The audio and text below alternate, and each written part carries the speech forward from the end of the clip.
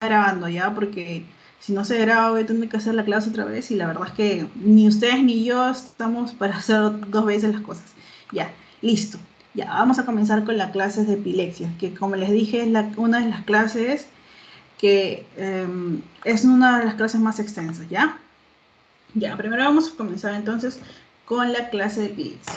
La definición, qué es lo que significa, ya. Principalmente vamos a ver que la epilepsia es un trastorno principalmente, ¿ya? A ver, ¿quién? Me están pidiendo para entrar, ya. ¿Ya ven? Por eso es que a veces digo, ya ven, ya. Sigamos. Ay, dejé de compartir. Ay, Dios. Y yo que no quiero perder tiempo en esta clase porque es la más fea. Ya, ven. Ya, ahí sí se ve, ¿no? Se está viendo mi pantalla que está grabando y todo, normal. Sí, Sofi. Sí se ve. Gracias, chicos, gracias, en verdad, porque a veces fueron un poco voladas con esto. Ya, bueno, ya, entonces como les dije, epilepsias principalmente van a ver ustedes que es principalmente un trastorno, que bueno, muchas veces ustedes lo habrán visto, escuchado, que dicen, no, ese paciente convulsionó, ya, pero no solamente abarca eso, epilepsia abarca un gran espectro de síntomas, signos, y de hecho en la clase pasada que hicimos de parásitos, ustedes vieron que yo les expliqué, me tomé el tiempo de decirles que, miren, estos parásitos hacen como efecto de masa y estos parásitos crean epilepsias. Uno de ellos que les mencioné es neurocisticercosis. Entonces, ya, entonces ahora sí vamos a explicar qué es y a veces de repente que parece que no es, pero sí es. ¿Ya? Ya. Principalmente tenemos que ver la fisiología, ¿ya? Por eso dejé este espacio abierto, ya. Ya, vamos, ustedes están viendo ahorita mi pantalla, de aquí y acá. Ya, esta es la neurona, ¿ya? Esta de aquí es la neurona. Ustedes ya deben de saber que esta parte de acá son los axones, ¿ya? Y justamente, miren, como la comunicación o el impulso eléctrico, cómo se comunica una neurona con otra, es de forma retrógrada, o sea, va de aquí para allá, ¿ya? Y bueno, a ver, un remember. Ya, esta es la acción terminal o también llamada neurona presináptica. Y bueno, esta es la otra neurona, esta es la neurona postsináptica. ¿Y esto cómo se llama? Este espacio se llama sinapsis. ¿Ya? ¿Se acuerdan qué son esto de acá? Estas son las vesículas. Y dependiendo el paso del calcio, este de aquí, que son justamente canales dependientes de voltaje, al entrar el calcio aquí hace que estas vesículas como que se activen, se junten entre ellas y al final juntarse aquí en la membrana de la neurona presináptica, liberar sus neurotransmisores y dependiendo de con quién se unen, con qué receptor se unen, van a poder activar ser excitatorias o ser inhibitorias. Ya. Entonces, ¿qué es esto, Sofi? Este es el axón terminal. Por eso está en amarillito. Lo negrito viene a ser el espacio sináptico. Bueno, aunque decir espacio está de más. ¿Y esto qué es? Es el botón dendrítico. O también el botón dendrítico, que porque es la dendrita de la neurona postsináptica. Acuérdense, este es axón, dendrita. Ya, listo. Sofi, una pregunta. ¿Cómo sucede la comunicación de una neurona con otra? Ah, mira, sucede así. Sucede que para poder generarse un impulso eléctrico, en este cuerpo de acá, de esta neurona, ¿qué tiene que pasar? Tiene que activarse, ¿no? Tiene que polarizarse, porque esta neurona normalmente está despolarizada. Entonces se polariza y se repolariza. Y al generar esto, ¿qué genera? Un potencial de acción, obviamente, ¿no? Porque al generar este potencial de acción, ¿qué va a generar? Cargas, electricidad. ¿Por qué? Porque va a entrar el sodio y va a salir el potasio en la polarización. Pero en la repolarización, ¿qué pasa? Sale el sodio y entra el potasio. ¿Y por qué? ¿Mediante qué? Por las bombas de sodio, potasio, ATPase. Eso ya ustedes lo saben. Entonces, solamente ha sido un remember, ¿ya? Ya. Una vez que ustedes saben cómo sucede el potencial de acción, cómo es que se comunica una neurona con otra, y es cómo es que se activa y cómo se despolariza, se polariza y se repolariza, vamos a hablar entonces cómo es que sucede que estos neurotransmisores que están dentro de estas vesículas lleguen aquí. Y por qué es importante y por qué me tomó el tiempo de estar explicando esto. Ya miren. Esto el profesor le explica también, ¿ya? Pero iba a ser demasiado extenso esta clase y yo solamente tengo que darle según los lineamientos de asesoría por pares, es darle como que un vistazo amplio, no, como que las bases para que ustedes entiendan la clase, ¿ya? Ya, entonces como les decía, viene el potencial de acción formado, ya ustedes saben, por la polarización y repolarización. Ya, y como también les dije, entra el sodio en el momento de polarizarse y que sale el potasio, ¿no es cierto? Y va para acá, su dirección es para allá, es forma retrógrada. Ya, entonces, ¿qué pasa? Que al hacer esto va a generarse energía, o bueno, va a generarse una diferencia de iones. Y esos iones, como ya les dije, va a hacer que entre el calcio, porque son canales de calcio dependientes de voltaje. Y quienes lo hacen entrar son unas proteínas que le dejan entrar, ¿no? Ya, una vez que sale el calcio, no, disculpa, que entra el calcio, estas vesículas que están por aquí se van a ir juntando porque estas las van a activar, se van a ir juntando hasta que llegan a la parte final de la membrana de la neurona presináptica, liberan sus neurotransmisores en la sinapsis, llegan acá en el botón o en la dendrita presináptica. ¿Y con quién hacen clic? Con un receptor, ¿sí o no? Hasta aquí, hasta las neuronas hacen clic. Ya, hacen clic con un receptor y dependiendo con quién hacen clic, van a poder hacer su acción excitatoria o van a hacer una acción inhibitoria. Ya, ya. Ya, supongamos que el calcio salieron los neurotransmisores y salió el glutamato. El glutamato se une aquí con los receptores MNDA. Ustedes ya lo saben, deben saberlo también por terapéutica, que ahí les van a enseñar también. Y bueno, sale, se junta con los receptores NMDA y bueno, sigue su potencial de acción. Y bueno, eso hace que sea un tipo de función excitatoria.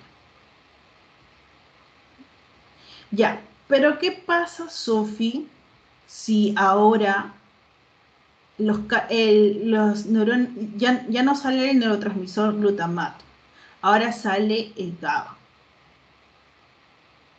¿Qué pasa con GABA? Viene el potencial de acción, se libera GABA, y GABA con quién hace este clic, con un receptor llamado GABA alfa. ¿Y qué hace este GABA alfa? Que salga cloro, que se libere cloro. Porque bueno, acá también llega este receptor NMDA y también va a entrar sodio y va a salir potasio. Entonces no es que sea solamente NMDA, ¿ya? Pero ¿qué pasa aquí? Al hacer clic con GABA alfa, hace que se libere cloro dentro o entre cloro, ¿ya? Al entrar cloro, ¿qué va a hacer? Que va a generar como una inhibición de esto. ¿Qué va a generar? La inhibición del potencial de acción. Hace que todo esto que vimos aquí, que estaba excitando a la neurona postsináptica, ya no va a ser. ¿Por qué? Por el GABA, porque entró cloro. ¿Ya? Entonces, esto de aquí es una de las funciones que pasa, ¿no? Una de las cosas que pasa. Y bueno, en algunos casos es normal, es normal, esto es normal, pero ¿qué pasa cuando hay mucha excitación? Cuando se libera demasiado glutamato y hace mucho aquí receptor con el MNDA, ¿qué pasa? ¿No? ¿Y qué pasa cuando hay mucha inhibición? ¿Qué pasa? O sea, ya no va a entrar el potencial de acción y que puede generar unas crisis de ausencia, por ejemplo. ¿Y qué pasa si entra mucho en MDA? Unas crisis tónico-clónicas.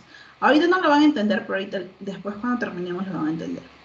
¿Ya? Entonces ya ustedes saben, una epilepsia generalmente se va a dar, ¿por qué? Porque es un fenómeno de tipo paroxístico. Ya es un fenómeno de tipo paroxístico que tiene una actividad normal, o sea, ya no es lo normal que hay un balance entre la excitación y la inhibición, no. ¿Qué pasa si predominan los neurotransmisores excitatorios? Se libera más glutamato y eso va a hacer que haya una actividad anormal, pero sincrónica. Todas las neuronas se van a poner sincrónicas. ¿Por qué? Porque se van a comenzar a distribuir estas de aquí, se van a comenzar a extender. ¿Y qué pasa si predominan los neurotransmisores inhibitorios? Obviamente se va a liberar GABA y ¿qué va a hacer? También va a generar una actividad anormal. ¿Ya? ¿Qué puede desencadenar? Fenómenos motores y no motores. ¿Y de qué depende eso? Depende de qué parte o en qué parte esté lesionado o en qué parte se esté dando esta actividad anormal en el cerebro. ¿Ya? A ver, ¿y de qué depende esta falla? ¿De qué depende que haya un fenómeno paroxístico o una actividad normal en el cerebro? Puede haber que haya una falla en la estructura de los canales iónicos. Ya vimos aquí este canal de acá que entraba el calcio, que salía el sodio, que salía el potasio. Pero ¿qué pasa si hay aquí una anormalidad y solamente dejo entrar sodio, sodio, sodio, sodio, sodio? Entonces, esa es otra cosa. Y también si dejo entrar mucho calcio, potasio, potasio, potasio. O si dejo entrar mucho cloro, cloro, cloro. Entonces, la cuestión de ello es, por eso es que existe el tratamiento, porque el tratamiento justamente va a poder eh, estabilizar estas estructuras de los canales iónicos, en algunos casos los fármacos, ¿ya? Algunos fármacos van a tener especificidad por algunos canales y otros van a poder estabilizar este desbalance que existe, ¿ya? ¿Dónde más puede existir las fallas? En los receptores. Ya, aquí, por ejemplo, el receptor NMDA. ¿Qué pasa si el receptor NMDA se encuentra aumentado en esta parte de acá? Va a coger todos los glutamatos que se encuentran aquí y la neurona va a estar excitada en todo momento. ¿Ya? ¿Y qué pasa si hay lesiones estructurales? Bueno, vamos a ver el síndrome de West y el otro síndrome que es su progresión de este, que es el Linux, no me acuerdo, no me estoy equivocado, Linux, de Gestalt. O sea, quiere decir que hay algunas que se heredan. Sí, de hecho, hay algunas epilepsias que se heredan. Hay mayor riesgo de tú tenerlo si en caso tienes antecedentes familiares que, bueno, que tienen, ¿no? ¿Y qué pasa si hay una reparación anormal? Eso quiere decir que, por ejemplo, si tuve en este caso, si hubo un traumatismo craneoencefálico muy, muy grave y hubo una reparación anormal, también puede generar una crisis epiléptica. Ahora, hay otro también, otra reparación anormal en el caso de cuando hay la migración de feto, claro, de embrión a feto. Hay una mala consolidación del hipocampo, lo que puede generar también esta enfermedad de acá. Ya, que es este de acá.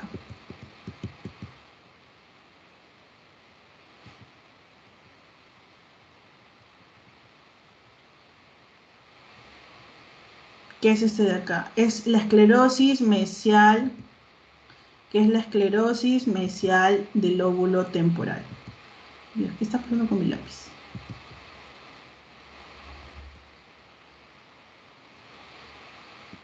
No me gusta cómo está escrito.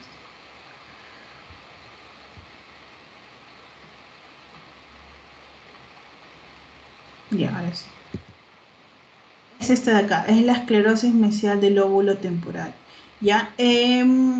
Otra cosa que les quería decir es que no han preguntado mucho sobre epilepsia en los exámenes, pero siempre acuérdense de que van a preguntar tratamiento, fármacos principalmente, cuál es la primera línea y todo eso, ¿ya? Ya. Entonces, así definimos una crisis epiléptica, así se define, ¿ya? Que es un fenómeno paroxístico con actividad normal, que es sincrónico y que tiene un conjunto de fenómenos motores y no motores, ¿ya? Ahora, ¿qué es un síndrome? De hecho, solamente por decirte síndrome, tú ya tienes que saber que es un conjunto de signos y síntomas. Ya, ¿qué sugerirán? Bueno, sugieren un mecanismo subyacente. Por ejemplo, en el caso de la neurocisticercosis, también presenta un síndrome epiléptico. ¿Por qué? Porque si presenta estas crisis convulsivas, claro, crisis convulsivas, se va a decir que tiene un síndrome epiléptico, ¿ya? Ahora, Sofi, estás hablando de epilepsia y todo eso, pero en realidad no sé qué es. ¿Cuál es la definición? Ah, ya. La epilepsia se define como la repetición de qué, de esta actividad normal sincrónica que va a generar un conjunto de fenómenos motores. Ya van a ver, ya sea esas crisis que presentan estos pacientes, esas convulsiones, o también puede ser no motores, porque hay algunos pacientes que se quedan como que miran una cosa y como que pierden la noción o la conciencia de lo que les rodea. Eso se llama crisis de ausencia. Entonces, no solamente una epilepsia se define como una convulsión, sino se define ya como un fenómeno paroxístico. ¿Por qué les repito tanto? Porque esto va a preguntarse probablemente. ¿Ya? Ya, entonces son episodios, repetición de crisis, disculpa, epilépticas, esta crisis epiléptica, y que tienen una causa crónica. ¿Cómo se define?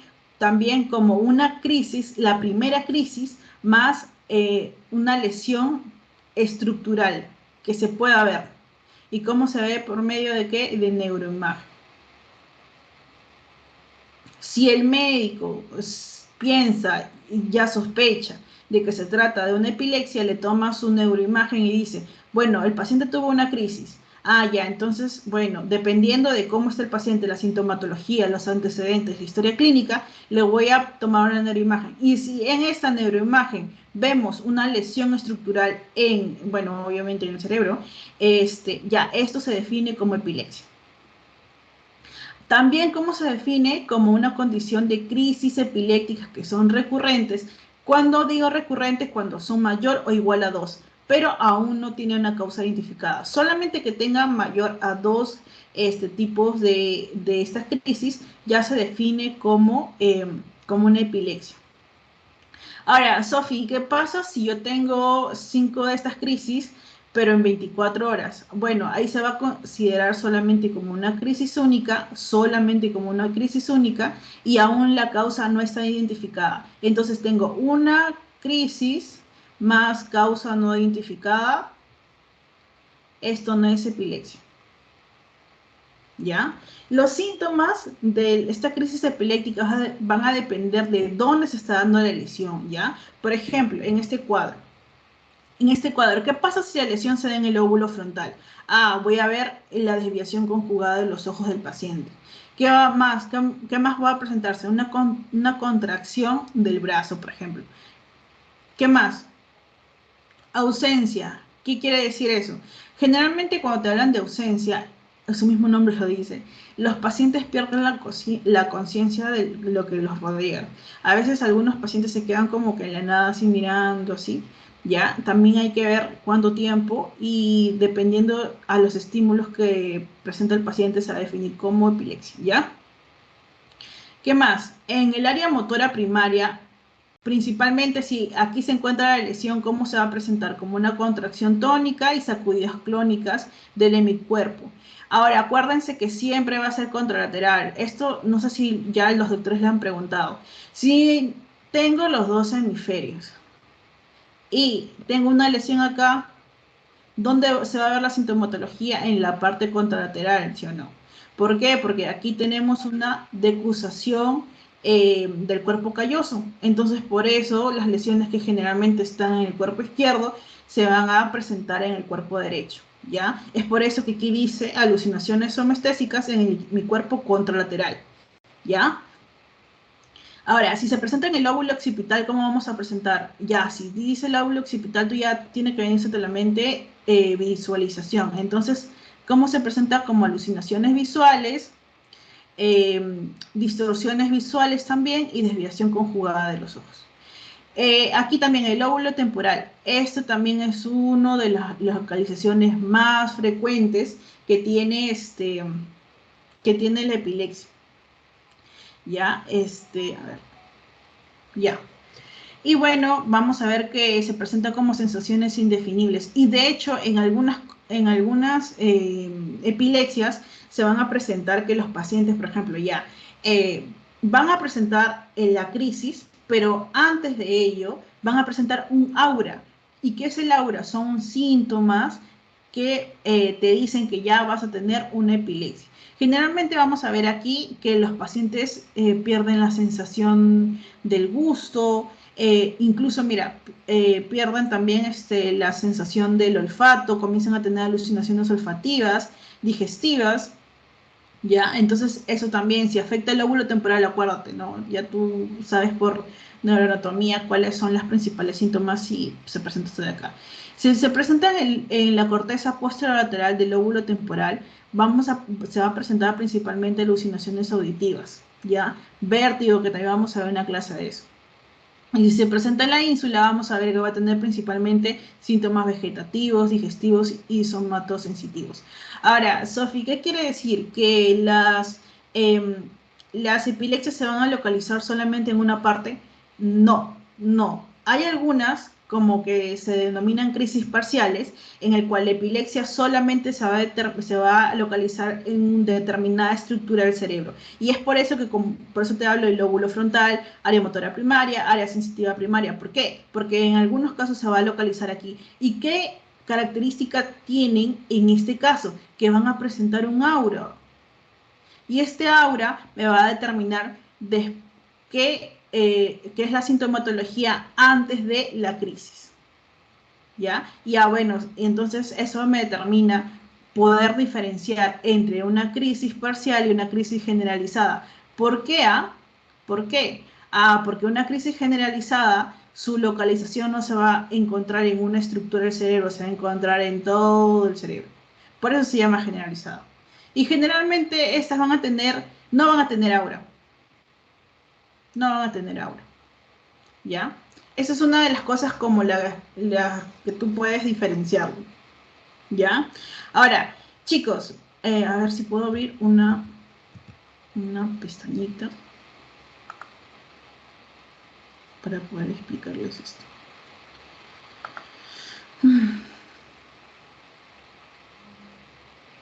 Ay, no puedo.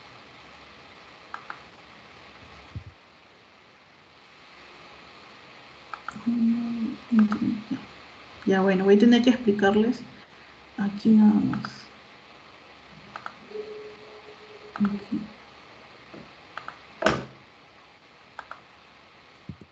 Olvidé dejar este espacio. Ya, bueno. Ya, lo que les quería también mencionar es que, por ejemplo, voy a mirar un poquito abajo para poder ver mi lápiz donde escribo, ¿ya? Ya, entonces, ustedes tienen que saber primero que para que se pueda generar una crisis epiléptica, ay, qué fea es mi letra, ¿no? Ya, para que se pueda generar una crisis epiléptica, ¿qué tiene que pasar? Hasta ahorita con lo que les he explicado a ustedes, tiene que pasar una descarga neuronal anormal, ¿no? ¿Y cómo se genera esto? Se genera mediante cambio de despolarización paroxístico.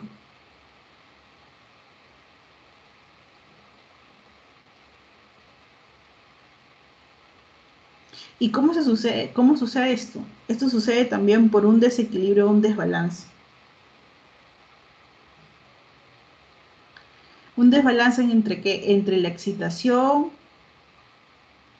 y la inhibición. Ya. Una vez que pasa esto, ¿qué va a pasar?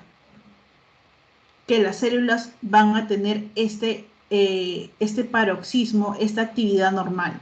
Ya, pero me pregunto yo, Sofi, ¿y todas las células van a tener este desbalance o van a tener este cambio de despolarización paroxístico? No, principalmente ¿quiénes tienen las células piramidales? Ellas son las que más van a tener este tipo de, como que mayor riesgo de presentar las epilepsias, ¿ya? Porque tienen eh, más riesgo de tener este desbalance entre la excitación versus la inhibición. ¿Ya? Entonces, todo esto para que se genere una crisis epiléptica que necesita, como les dije, una descarga neuronal anormal entre los neurotransmisores, ya sea glutamato o GABA. ¿Qué más? Un cambio de despolarización paroxístico, o sea, que sea normal y que sea de manera sincrónica. ¿Y a qué se debe esto? Se debe a este desbalance entre la excitación y la inhibición. ¿Por quién? Por los neurotransmisores. ¿Y quiénes son los más predispuestos a tener este tipo de crisis epilépticas? Las células piramidales. ¿Ya? Ya. Eso es lo que les quería mencionar. Ya. Todavía no salimos de esto. Aquí regreso. Ya.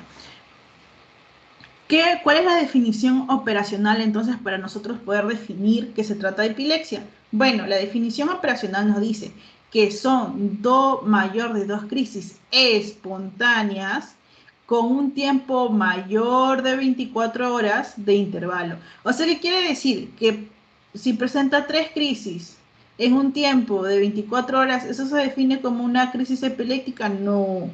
Tiene que ser un tiempo de más de 24 horas, ¿ya?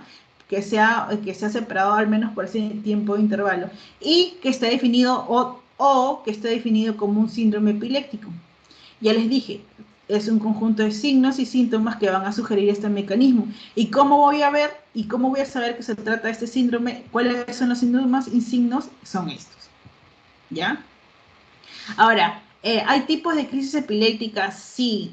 Mire, este cuadrito yo lo puse para que ustedes puedan ver y tengan una idea de cómo voy a seguir el orden, ¿ya? Bueno, el doctor pone otro orden, pero a mí me gusta guiarme este porque yo lo siento que es un poquito más ordenado, ¿ya? Entonces vamos a tener tipos de crisis epilépticas. Aquí están las crisis epilépticas. Pueden ser focales, ¿ya? Las focales son las crisis epilépticas parciales. ¿Y quiénes son las parciales? Las que tienen solamente la lesión para generar esta crisis epiléptica es en determinado lugar. Ahora, ¿cómo puede ser? Puede ser en los pacientes que se presentan con desconexión del medio ambiente, o sea, como las crisis de ausencia, o que se presentan sin la desconexión del medio ambiente. Ahora, el tipo de crisis generalizada son las crisis que generalmente se van a presentar en los dos hemisferios, ¿ya? Y van a haber crisis epilépticas focales con generalización secundaria. ¿Y estos quiénes son? Los que se presentan secundarias a determinada enfermedad, que ya hemos visto, por ejemplo, una neurocisticercosis. Ya, ¿cuáles son los tipos de epilepsias entonces focales, generalizadas y en este caso van a haber combinadas? ¿Ya? Ahora, los síndromes epilépticos, aquí van a ver la mayoría de los que voy a hablar, que son la epilepsia de ausencia en la infancia, la ausencia juvenil, la de West, que si no se resuelve se puede convertir en una Lennox-Gastaut, y bueno, la epilepsia mesial temporal que se debe a una falta de reconstrucción en el caso del hipocampo, ¿ya? Ya, esto solamente es como que para que ustedes vean. Ya. Ahora, Sofi, ya me explicaste qué es crisis epiléptica. Ya me dijiste cómo es el síndrome epiléptico. No me has dicho qué es una pseudocrisis. Una pseudocrisis son episodios que son no epilépticos que se dan en los pacientes con epilepsia. Por ejemplo, yo te mencioné que en algunos pacientes tienen un aura, ¿no? Como que síntomas antes de presentarse la crisis epiléptica, como por ejemplo pérdida del gusto, pérdida del olfato, alucinaciones. Bueno, en estos pacientes puede presentarse esto de aquí, pero en forma más continua. Incluso algunos presentan un tipo de masticación continua y piensan como es algo que es sincrónico, se piensa que es una crisis, pero no, no lo es. ¿Por qué? Porque si tú lo ves, eso de ahí que está presentando en el electrocardiograma, te va a salir normal. Pero Sofi, hay algunas también epilepsias que presentan también el electrocardiograma normal. Bueno, en este caso también no presenta respuesta a fármacos, ¿ya? Entonces, estas son las dos condiciones para decir que se trata de una pseudocrisis, que que no tenga respuesta a fármacos y que en el electroencefalograma yo lo vea normal. O también en la imagen que no muestre ninguno o que muestre normal. En casos de los pacientes, por ejemplo, que ya se ha quitado la medicación y ha dicho, bueno, ya ha pasado 2 años y no has presentado ninguna crisis. Ah, pero ¿qué pasa si pienso que es una pseudocrisis? Ah, el médico dice, vamos a ver la imagen, vamos a ver este electroencefalograma, vamos a ver si tienes respuesta a fármaco cuando presentas esta pseudocrisis. Pero si no la presentas, sin todas estas condiciones, la respuesta es no, entonces es una pseudocrisis. ¿Ya? Ya. Sofi, ahora tú me has dicho, ya me hablaste de epilepsia, ya me hablaste de pseudocrisis, ya me hablaste de síndrome epiléptico y ya me hablaste de crisis epiléptica. ¿Qué es un estatus epiléptico? Bueno, es una crisis que está aumentada o que hay más de 2 crisis repetidas, pero que el paciente pierde la conciencia. ¿Ya? Así se define un estatus epiléptico. Ya, ahora, Sofi, y una pregunta. Tú me has hablado de la neurocisticercosis, me has dicho en algunos casos que los pacientes lo heredan. Entonces, ¿a qué se debe o cuáles son las causas de la epilepsia? Ah, la epilepsia puede tener múltiples causas. En uno de ellos puede ser idiopática, que por más que se busque, que si tiene antecedentes clínicos, que si ha tenido una enfermedad, que si ha tenido un traumatismo craneoencefálico, no le vas a encontrar. ¿Por qué? Porque son mutaciones propias de sus células. ¿Qué significa estructural? Bueno, estructural principalmente va a ser secundario a un daño estructural, ¿ya? Secundario a un daño estructural. ¿Cómo? A un daño, por ejemplo, a un trauma craneoencefálico. Es que a veces, ya hemos hablado también de estos traumas en la primera clase, creo que hemos hablado, ya que presentas focalización, yo me acuerdo que les mencioné, ya. Entonces hay veces que hay traumatismos craneoencefálicos tan graves que pueden lesionar partes del cerebro y que incluso a veces tiene que haber remoción de estas partes porque ya están demasiado dañadas. Entonces esto a largo plazo puede traer estas crisis epilépticas. Infecciosas, ya vimos uno la vez pasada o la clase pasada, la neurocisticercosis. Es una de las infecciones que te puede generar epilepsia. Metabólica, Sofi, ¿qué pasa si hay un paciente que está hiponatrémico, hipofosfatémico? También puede generarse, claro que sí, también se puede generar una crisis epiléptica por este tipo de metabolismo, esta desbalance en el metabolismo. Puede haber también causas genéticas, claro que sí, lo puedes heredar a tus padres. De hecho, hay un porcentaje de cuánto puedes heredar tú de tus padres esto. ¿Pueden ser sintomáticos o secundarias? Claro que sí, también pueden ser sintomáticos o secundarias a enfermedades. Y también van a ser criptogénicas. En este caso, bueno, ¿a qué se dice criptogénicas? A los pacientes que presentan sintomatología de estas crisis epilépticas, es decir, presenta este fenómeno paroxístico con fenómenos motores y no motores, pero no se le encuentra, no se le puede mostrar una etiología, aún. Pero ¿cuál es la particularidad de esto? Que presenta más de 2 crisis en más de 24 horas. Es por eso que se dice que es criptogénica. No le encontró en la etiología nada. Se le hizo la resonancia magnética, en la electroencefalografía y no se le encontró nada. Pero ¿qué pasa? Que presentó más de 2 crisis espontáneas en un tiempo de más de 24 horas. Entonces ahí sí se le define como epilepsia. ¿Ya? Ya. Eso ya les expliqué. Ya, en la epidemiología vamos a ver que principalmente, esto lo menciona el doctor, ¿no? Se presenta de 100.000 a 200.000 personas, no, disculpa, a 200 millones de personas. ¿ya? Se presenta de 100 a 200 millones de personas. Y bueno, del 1 al 3% de todas las personas alguna vez habrán presentado una crisis epiléptica. En los países industrializados, ¿qué va a pasar? Que va a presentarse en un porcentaje de 5 a 8 personas por cada 1000 habitantes. En cambio, en los países de vía de desarrollo se van a presentar en un porcentaje, mira cuántas personas, mira, de 5 a 57 personas por cada 15.000 personas. ¿Y cuál es la causa más común en estos países de vías de desarrollo? Neurocisticercosis. Ay, no, está mal acá. Neurocisticercosis. Entonces, es la principal causa en los países de vías de desarrollo. Sofi, ¿cuáles son las causas para presentar estas epilepsias? Mira, en los pacientes neonatos que tienen menos de un mes de nacidos, la causa va a ser principalmente hipoxia perinatal.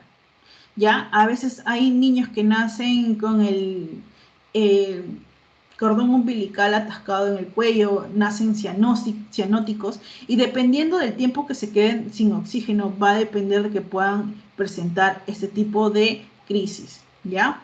¿Qué más? En los pacientes que presentan hemorragia intracraneal, ¿qué te dije? Traumatismo cráneoencefálico. Vamos a tener una clase también de estos traumatismos, cómo se va una hemorragia subaracnoidea y todo eso, ¿ya? Así que tampoco no te preocupes, que no sea, ya. Bueno, sí, ya lo vamos a tener. También puede presentarse por infección en el sistema nervioso central. Hay niños que nacen lamentablemente con sus madres han estado infectadas y pueden generarle la infección a estos niños y pueden generar esta infección y los niños lamentablemente van a presentar esto de aquí. Por ejemplo, en las pacientes embarazadas, lo voy a mencionar porque no lo voy a poner ya. En las pacientes embarazadas, por ejemplo, que tienen epilepsia, ¿cómo va a ser el tratamiento? Ya, en estas pacientes van a tomar levetiracetam en dosis mínimas. ¿Por qué? Porque en el caso de esas embarazadas, si le doy un valproato o una carbamazepina, le puedo generar problemas en el desarrollo de su tubo neural en los niños, ¿ya? O también pueden generar coagulación, falta de coagulación o una anormalidad en la coagulación dependiente de calcio, ¿ya? Y por eso es que las madres, por ejemplo, que quieren salir embarazadas y tienen epilepsia, se les da profilaxis no, se les da un tratamiento con potasio, y o si no, se les da este cambio de medicamento, pero en dosis mínimas. También los niños que presentan trastornos metabólicos también pueden presentar ese tipo de anormalidades. Ya, en los niños, en los lactantes y en los niños, ya mira, vas a ver que la principal causa en los lactantes, o sea, más de un mes y menos de 12 años, van a ser las crisis febriles. Ah, pero Sofi, es normal a veces que los niños presenten fiebre. Ya, pero es que no es normal que presenten una fiebre más de 15 minutos. Ya, no, no es normal. Y que en esos 15 minutos, por ejemplo, estén volando en fiebre en 38 grados y no se les haga ningún tratamiento para bajárselos. Es muy riesgoso que los niños estén volando con una temperatura muy alta y que no se les dé un tratamiento para bajar. Normalmente cuando se les lleva a controles a los niños, siempre los pediatras están ahí atentos diciéndoles, ¿no? ¿Qué va a pasar si mi bebé presenta una temperatura más de 38 grados, por ejemplo, ¿no?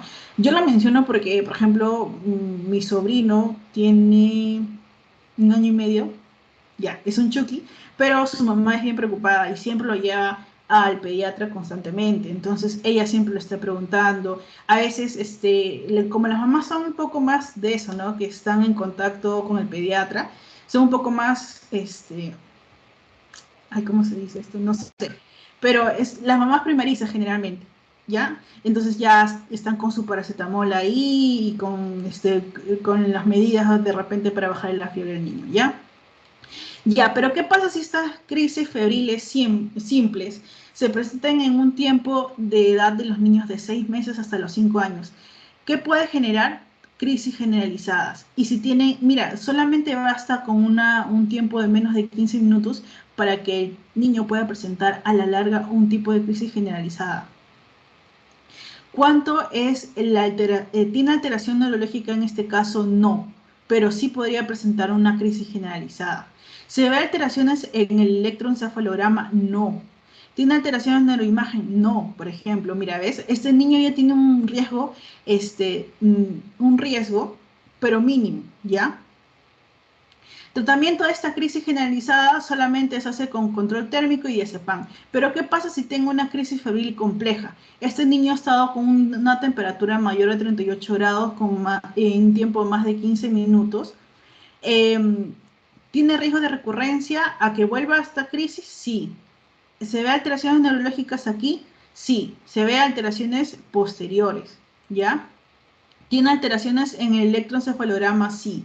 ¿Alteraciones en la neuroimagen? Sí. Y el tratamiento preventivo también va a depender de la causa desencadenante. ¿Tiene un riesgo de epilepsia? Sí. Aquí dice no, pero sí va a tener un riesgo, el mismo riesgo que tienen todos los pacientes, pero obviamente, ¿no? Es muy, muy riesgoso que un niño tenga una fiebre muy, muy alta y no se le haga ninguna medida para poder bajarlo.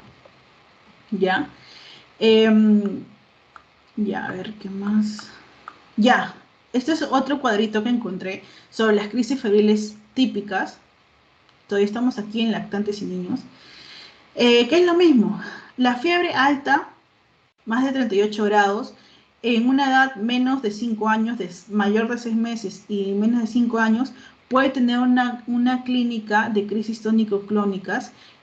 Va a tener riesgos, sí, claro que sí, pero el quien más va a tener más riesgos va a ser el paciente que tiene una crisis febril atípica, que mira cómo se presenta, una fiebre de menos de 38 grados. ¿En quiénes? Los pacientes que tienen menos de 6 meses. ¿Y cuál va a ser la clínica? Principalmente se va a presentar como crisis parciales y va a tener un tiempo de más de 15 minutos. Y mira cuál es el riesgo de esa epilepsia, de 10 a 15%. ¿Ya? Entonces es por eso importante que se les haga a los niñitos, principalmente los recién nacidos, que se tenga un paracetamol que ellos toman, ¿no? Y a la mano. Siempre las mamás, yo he visto, bueno, en este caso a mi hermano, yo lo he visto con su paracetamol ahí andando en su cartera en todos lados. Ya, ya, en los adolescentes principalmente, ¿cuál va a ser la causa idiopática? También se va a deber a traumatismos, infecciones, drogas. De hecho, una de las causas también de este tipo de epilepsia son los síndromes de abstinencia, ¿ya? Entonces tienes que tener en cuenta eso. En los jóvenes, principalmente, ¿cuál va a ser la principal causa? Traumatismos, pero también drogas. Drogas también, esto siempre tiene que descartarse en ese tipo de pacientes, ¿no?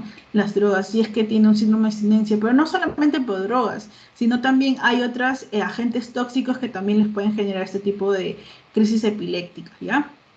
Ya, pero ¿qué pasa en los adultos? De 35 a 50 años pueden presentar tumores que les puede generar este efecto de masa y al generarse esto, ¿qué les va a presentar estas crisis epilépticas. Y en los mayores de 50 años, pueden presentar un ictus, una hemorragia. Y si presentan una hemorragia también puede presentarse un efecto de masa en su parénquima cerebral, claro que sí. Y al generarse eso le puede generar también crisis epilépticas. También otra de las causas va a ser el alcohol o puede ser trastornos metabólicos o también el Alzheimer también puede generar ese tipo de, este, de causas, ¿ya? Ya. Ya. Como les mencioné entonces, esto vamos a hacer. Ya. Ya, vamos a hablar entonces de las clasificaciones. Ya. Vamos a ver que yo les hablé entonces de que puede haber causas genéticas, claro que sí les hablé. También les dije que hay causas criptogénicas, sí, que presentan sintomatología, pero no se le ha encontrado una causa que lo pruebe, ¿no? Y también les dije que había una causa secundaria y principalmente son secundarias ¿a qué? A una enfermedad. En este caso va a ser estructuralmente una enfermedad, una patología estructuralmente metabólica, una patología metabólica. Ya, en el caso de las epilepsias primarias que son genéticas, ¿cómo van a ser las crisis? Esporádicas. ¿Y cómo va a ser el estado neurológico? Van a ver que va a estar normal. Miren, ¿ven?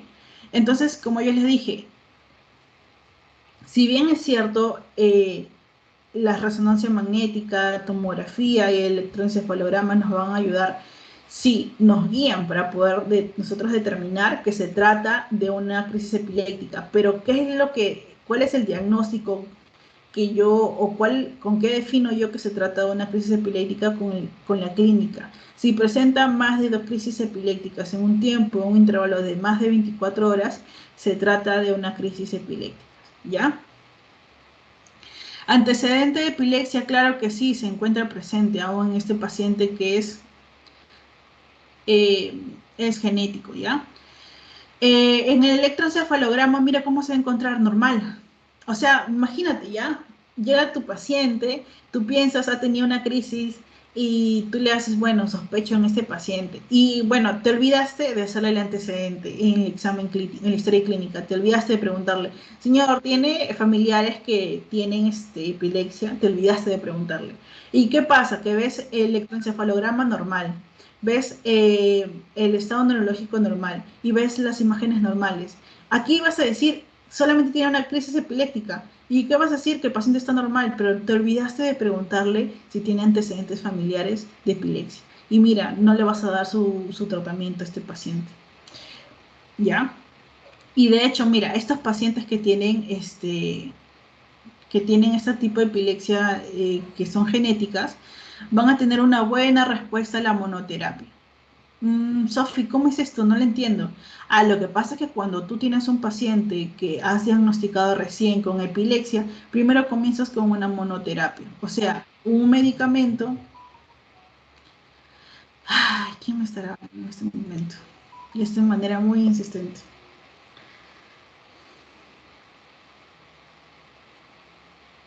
Ya,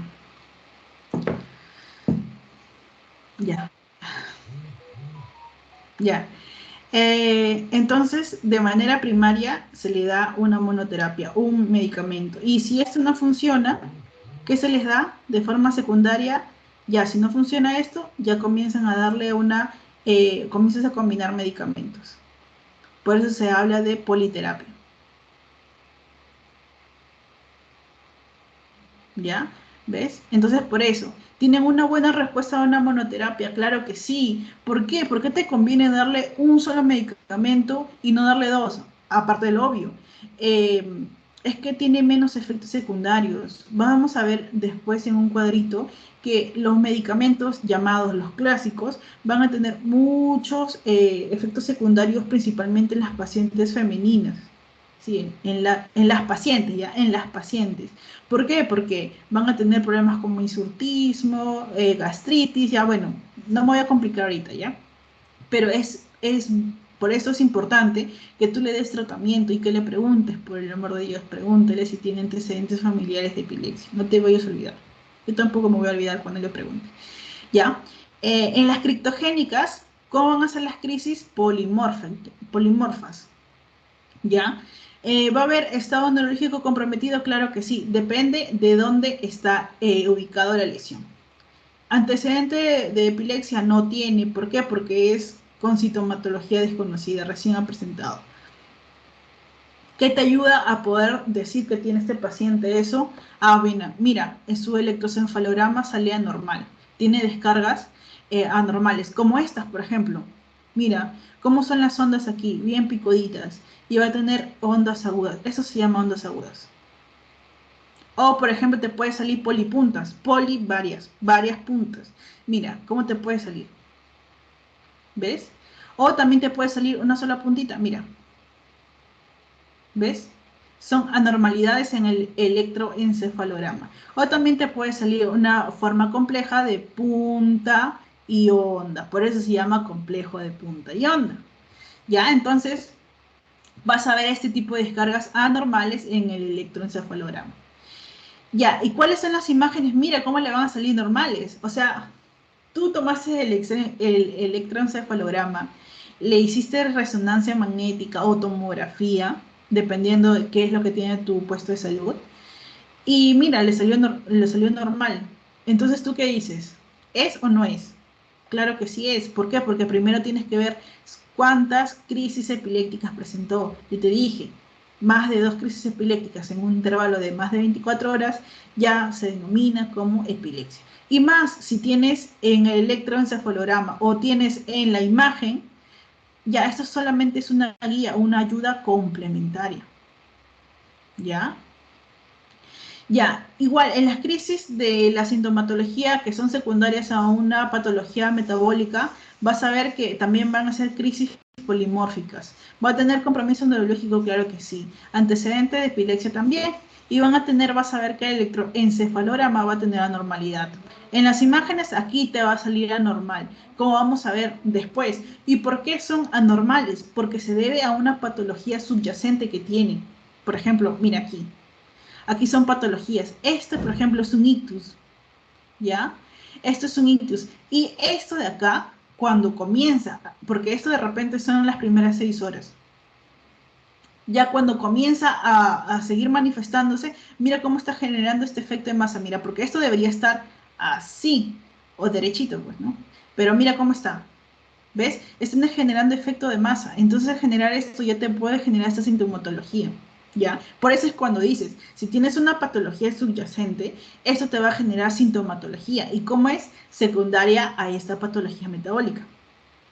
Pero lo malo es que tiene pobre respuesta a la terapia. ¿Por qué? Porque primero tienes que resolver el problema subyacente, lo que está generando este problema. ¿Ya? Ya. Ya. Ahora, Sofi, ¿qué es esto? ¿Qué es esta imagen y qué es esta imagen? Yo también cuando lo vi me asusté. Ya, es la clasificación de ILAE. ¿Ya? La clasificación de ILAE principalmente es la Liga Internacional de la Epilepsia. ¿Ya? Ellos son los que principalmente definieron qué es la epilepsia, cuáles son los tipos, cuáles son los síndromes epilépticos y cuál es la etiología de la epilepsia. Gracias a ellos sabemos que se debe a una etiología estructural, que te dije, patológicamente estructural, o es genética. Cuando es genética puede ser de tipo idiopática, una herencia monogénica, puede ser una herencia oligogénica y la principal que genera esto de aquí, que es una herencia poligénica. Generalmente la herencia poligénica va a estar mucho más asociado a lo que es la epilepsia. Ya. También, gracias a ILAE, yo te estoy explicando que se debe a causas infecciosas. En este caso ya te hablé de uno, neurocisticercosis. En las causas metabólicas vamos a hablar después de todas las causas, pero como te dije ya, también se debe a disturbios de los sillones, ¿ya? Inmune, vamos a ver también una causa inmune que genera un tipo de epilepsia. Y a veces desconocido que por más que le encuentres, le busques la causa, no lo vas a encontrar, ¿ya? Esto sucedió cuando en el 2017. ¿Pero por qué me dices eso, Sofi? Porque en el 2010 también hubo una clasificación, pero estoy utilizando y te estoy diciendo la 2017. De hecho, el doctor te va a mencionar la de 2010 para que conozcas un poco de historia, ¿ya? De cómo sucedió esta clasificación, ¿ya? Esta es la otra clasificación que también da en el 2017. Dice que hay pacientes que tienen epilepsias de inicio focal. Ya te expliqué cómo es inicio focal, que se presenta en un foco, en su nombre te está diciendo, un foquito en una parte. Y si es en un foquito, es una crisis epiléptica parcial. Puede ser de conciencia preservada o puede ser con la conciencia alterada. Puede tener inicio motor. Si te dije cómo es la definición de epilepsia, ¿te acuerdas? Que es crisis epilépticas acompañados de fenómenos motores y no motores. En este caso, acá te está diciendo cuáles son los inicios motores. Pueden ser tónicas, clónicas, pueden tener espasmo epiléptico, lo que tú conoces como convulsiones, pueden tener mioclónicas o pueden ser de inicio no motor que pueden tener detención del comportamiento, lo que te va a generar, por ejemplo, crisis de ausencia, em, también inicios con la alteración cognitiva, emocional, sensorial. Te mencioné también que comienzan a tener como que pérdida del gusto, pérdida de la sensibilidad. Y los de inicio generalizado, generalizado te dice ya. Generalizado todo, y si es todos los hemisferios, todo el parénquima cerebral. Y si es eso, puede estar acompañado, como su definición dice, crisis de actividad normal, sincrónicas, acompañados con fenómenos motores y no motores. Aquí está el motor. Y aquí está el motor. Igual, inicio desconocido también tiene fenómenos motores y no motores. ¿Ya? Listo. Ya, como te dije, el diagnóstico principalmente como es clínica, clínica, ya, clínica. O sea, ya pues está de más de decirte ya. Más de 2 crisis epilépticas en un tiempo de más de 24 horas. Ya, ¿qué pasa con el electroencefalograma? Ya, el electroencefalograma se va a basar en 3 principios, que va a confirmar la anormalidad de esta actividad, o sea, la actividad normal del potencial de acción. ¿Qué más te va a decir? ¿Dónde se encuentra este foco de descargas? ¿En qué parte? Y te va a también decir qué tipo de epilepsias es. Mira, te dije, hay este, anormalidad en el electroencefalogramas que te pueden decir que son de ondas agudas, polipuntas, que son de formas de puntas o que tienen complejo de ondas y puntas. Entonces, cada crisis epiléptica va a tener una determinada característica que es esta, ¿ya? No todas van a ser las mismas, no todas van a tener la misma anormalidad en el electroencefalograma, por eso es importante, ¿ya? La neuroimagen. Neuroimagen tú la puedes tomar una tomografía. Ay, ¿sabes qué, Sofi? Me llegó un paciente y estoy sospechando de una hemorragia. Primero, ¿qué le haces? Una tomografía, si es que sospechas de eso. Pero si no es eso, si no sospechas una patología estructural o una patología metabólica, ¿qué le tomas? Una resonancia magnética. ¿Y por qué le has puesto estas 2 flechitas arriba? Porque la resonancia magnética es la neuroimagen más sensible para poder detectar epilepsias. ¿Ya? Siempre, si tienes a la mano y de sospechas de una epilepsia, siempre, siempre, siempre hazle una resonancia magnética, ¿ya? Ya. En el diagnóstico diferencial, tú vas a principalmente, ¿qué vas a tener? Síncopes. ¿Por qué? Porque en algunos casos, estas crisis epilépticas van a estar acompañados de trastornos mioclónicos y tónicos, por ejemplo. ¿Y qué pasa? Que el paciente comienza a perder esta fuerza en su. Hay algunos pacientes que ves que se caen nada más, sin convulsión, se caen por unos segundos. Entonces, ahí está el diagnóstico diferencial, porque tú te puedes confundir y puedes decir, oye, este paciente puede tener crisis epiléptica, pero si no es, y si es un síncope, y si se desmayó el paciente solamente por eso, entonces ahí está la cuestión, ahí está tu chamba, y cómo puedes diferenciar. Ay, ya, acá está. Sofi, ¿quiénes son sus diagnósticos diferenciales de las crisis epilépticas? Ya, mira, te mencioné que hay algunas crisis epilépticas que pueden presentar un aura. ¿Y qué era el aura? Te dije síntomas que presentan antes de la crisis epiléptica. ¿Y quiénes son? Generalmente van a ser estas, las de inicio focal. ¿Por qué, Sofi? ¿Por qué ellas van a tener aura? Porque como se localiza en una determinada parte del cerebro, ¿qué va a generar esta lesión? Va a presentar la sintomatología florida de la parte que se está lesionando. ¿Ya? Es por eso que me tomé el tiempo en la diapositiva anterior decirte, si se presenta en el lóbulo occipital, ¿qué va a presentar? Si se presenta en el lóbulo, en determinada parte, en el lóbulo temporal, ¿qué va a presentar? Por eso, ¿ya? Ya, entonces, generalmente las crisis epilépticas pueden tener, sí, pero a veces no pueden tener. Por ejemplo, las crisis generalizadas van a tener aura, no lo vas a ver. ¿Por qué? Porque se presenta en en todo el hemisferio, en los 2 hemisferios. Entonces, ¿va a tener una sintomatología florida? No, ¿ya? La diferencia con un síncope es que la duración de las crisis epilépticas dura de 1 a 2 minutos. En cambio, el síncope solamente de segundos. Los movimientos van a ser variables, no van a ser como tú lo ves que se mueven como convulsiones, no. Puede perder la conciencia de lo que le rodea, puede perder la fuerza del cuerpo, puede perderlo. Generalmente los pacientes que tienen crisis epilépticas van a tener una incontinencia, sí, probablemente sí. En algunas crisis epilépticas te lo voy a mencionar. En el electroencefalograma vas a ver que su forma de presentación es de forma epileptiforme. No te está diciendo ondas agudas, polipuntas, no, porque cada crisis epiléptica, cada forma de presentarse de la epilepsia va a tener determinada forma de presentación, ¿ya? La recuperación va a depender también de qué tipo de epilepsia es, porque hay algunas que no tienen, o puede el paciente recuperarse muy rápido y hay algunas que no, que el paciente demora en recuperarse, que tiene cefaleas, migrañas, tiene una pérdida de la memoria en el momento que sucedió la crisis, entonces va a depender del paciente. Ahora, Sofi, otro diagnóstico diferencial que es la amnesia global transitoria.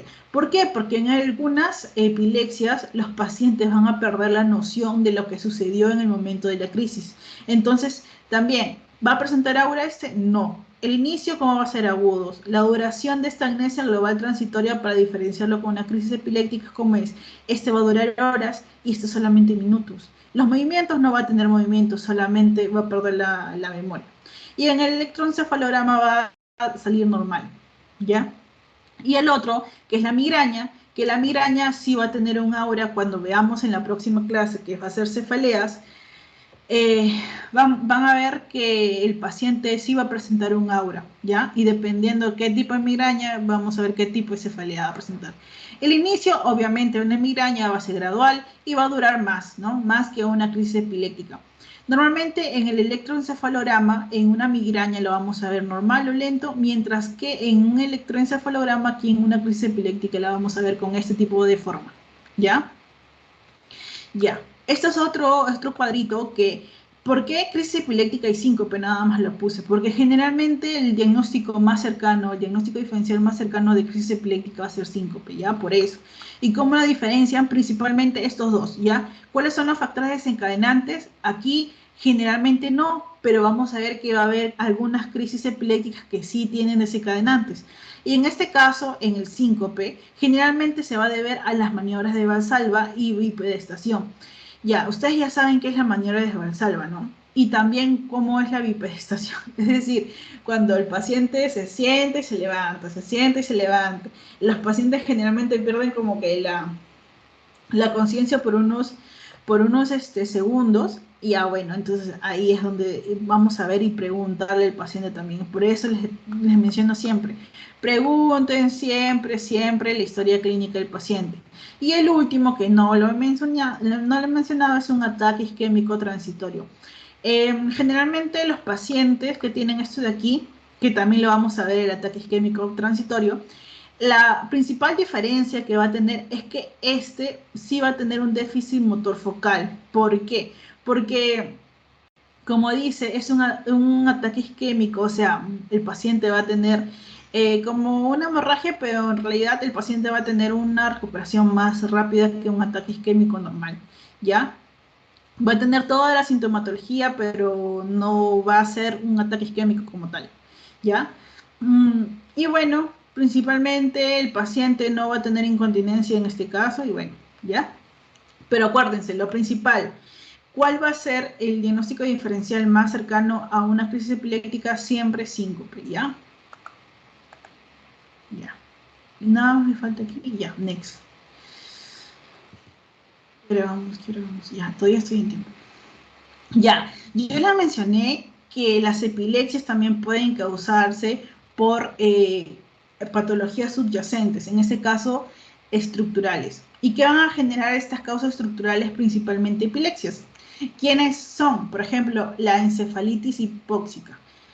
Ya ustedes ya saben que si le falta al cerebro oxígeno, puede generar una apoptosis a nivel cerebral y puede generar puede generar muchas cosas, ¿ya? Puede generar principalmente lesiones. Y estas lesiones, dependiendo de en dónde se encuentren, pueden generar este tipo de actividades anormales, sincrónicas en las células, ¿no? También traumatismos, ya les mencioné, traumatismos cráneoencefálicos. Infecciones también ya les mencioné, un ACV también, un accidente cerebrovascular también, y de eso está relacionado con el infarto isquémico. dependiendo de dónde se encuentre. Si se encuentra en la subcorteza o en la corteza. ¿Ya? ¿Dónde se encuentra eso de ahí? ¿Por qué? Porque vamos a ver que el ataque, el infarto isquémico va a comprometer tanto la subcorteza como la corteza. ¿Ya? Entonces es por eso que esto, ¿qué tipo debe generar? Un tipo de crisis generalizada. Mira, solamente porque sé que puede atacar tanto la corteza como la subcorteza, o sea, todo, va a generarte una crisis generalizada. Ya, también otro que puede generarte epilepsias estructurales está el síndrome de Roseman. ¿Ya? ¿Y esto cómo se debe? ¿A qué se debe? Se debe a una encefalitis autoinmune. ¿Te acuerdas que te mencionaba que Lae decía, estas son las etiologías que producen epilepsia? Ya, bueno, entonces Lae te mencionaba, ¿hay causas inmunes que te pueden generar epilepsias? Claro que sí, el síndrome de Roseman. ¿Qué causa? Atrofia. ¿En dónde? En los hemisferios. Mira, este es una tomografía de un paciente que vino, que se sospechaba que tenía este síndrome. No se le dio tratamiento al paciente y presentaba solamente en ese momento patología en un hemisferio. Pero ¿qué pasó? Que mientras pasó el tiempo, el paciente comenzó a deteriorar ambos hemisferios. ¿Ves? Ya no solamente era ya, sino también mira, ¿ves? Y por eso, porque es un síndrome que es progresivo, es por eso que la indicación es hemisferectomía. O sea, se le puede sacar al paciente eso de aquí. Ese es el tratamiento de elección en estos casos, en estos pacientes, ¿ya? Ya, el otro es las displasias corticales. Ya, ¿qué pasa en las displasias corticales? Esta es la displasia cortical, por ejemplo. Ya, en las displasias, ¿qué es lo que pasa? Que hay una normalidad que hace que normalmente que nosotros tengamos una organización cerebral, bueno, ¿qué pasa en eso de aquí? Hace que tú no tengas una buena organización cerebral. Mira, mira cómo está aquí esta parte de acá, mira. Y mira cómo está acá. ¿Ves? No hay una organización, no hay una bilateralidad, no hay una simetría, ¿ya? ¿Dónde más había? Aquí, por ejemplo. Esta parte de aquí, mira, por ejemplo. No es totalmente simétrica la de acá. Entonces genera una anormalidad en la organización de la corteza. ¿Ya? Esto es como está dibujado, pero mira cómo se ve en la imagen. ¿Ves? Mira cómo se ve. Mira cómo se ve aquí, mira cómo se ve acá. ¿Ves? Entonces hay una normalidad. ¿Ya? Esa es una displasia. Generalmente vamos a ver que aquí esta parte no está tan engrosada como esta. La otra que también causa es la neurocisticercosis. Esta es la neurocisticercosis. ¿Y qué estamos viendo acá? Granulomas. Yo te dije en la clase pasada cómo eran los granulomas. Mira, ¿cuántos granulomas tiene este paciente? Esta ya está calcificada. ¿Dónde más? Aquí esta también está calcificada. Entonces, estos de aquí también pueden producir epilepsia. Yo te mencioné también en la clase anterior. Ya, el otro es la polimicrogiria. Que generalmente vas a ver que hay anormalidades en la migración neuronal. Mira, mira cómo está esta parte comparado con esta. Esta es una polimicrogiria, por ejemplo. Porque normalmente aquí debió de formarse también parénquima y no se formó. Mira cómo está esta parte de acá, mira. Está súper separada, ¿ya? Entonces es una polimicrogiria, ¿ya? Otra causa también es la esclerosis tuberosa, que vas a ver principalmente nódulos supraependimarios. Mira, aquí están, mira. Aquí, aquí y aquí se ve, ¿ya? Aquí también se ve, por ejemplo, aquí no se ve nada, pero se ve un puntito chiquito. Aquí peor no se ve nada, pero aquí sí se ve, mira. ¿Ya?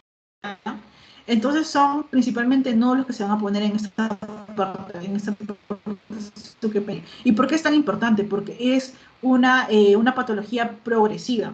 ¿Y qué causa puede generar en el paciente retraso mental? Es por eso que se debe dar tratamiento a los pacientes. Y dependiendo en dónde se localiza, ya tú sabes, puede generar una sintomatología. Ya. Next. Llegamos a lo álgido aquí. Chicos, un break de 5 minutos porque me está doliendo un poquito la garganta y volvemos, ¿ya? Voy a traerme un poquito de café.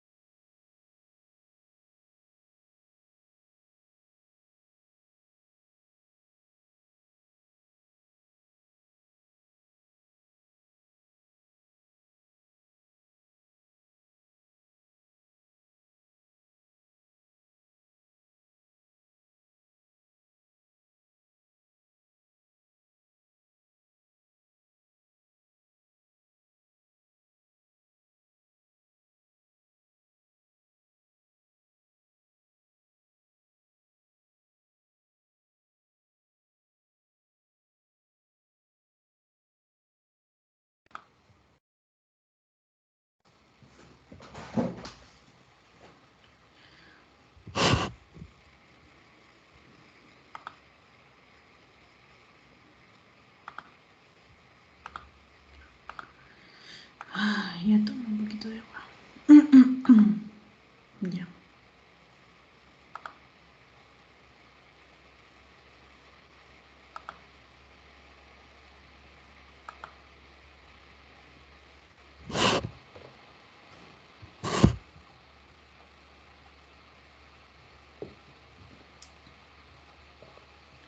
Ya, chicos. Volví rápido porque me acordé que ese tema es bien denso. Ya, seguimos entonces en el tipo de epilepsias. Ya, ya vimos las epilepsias estructurales que se deben a una secundarios a una causa subyacente.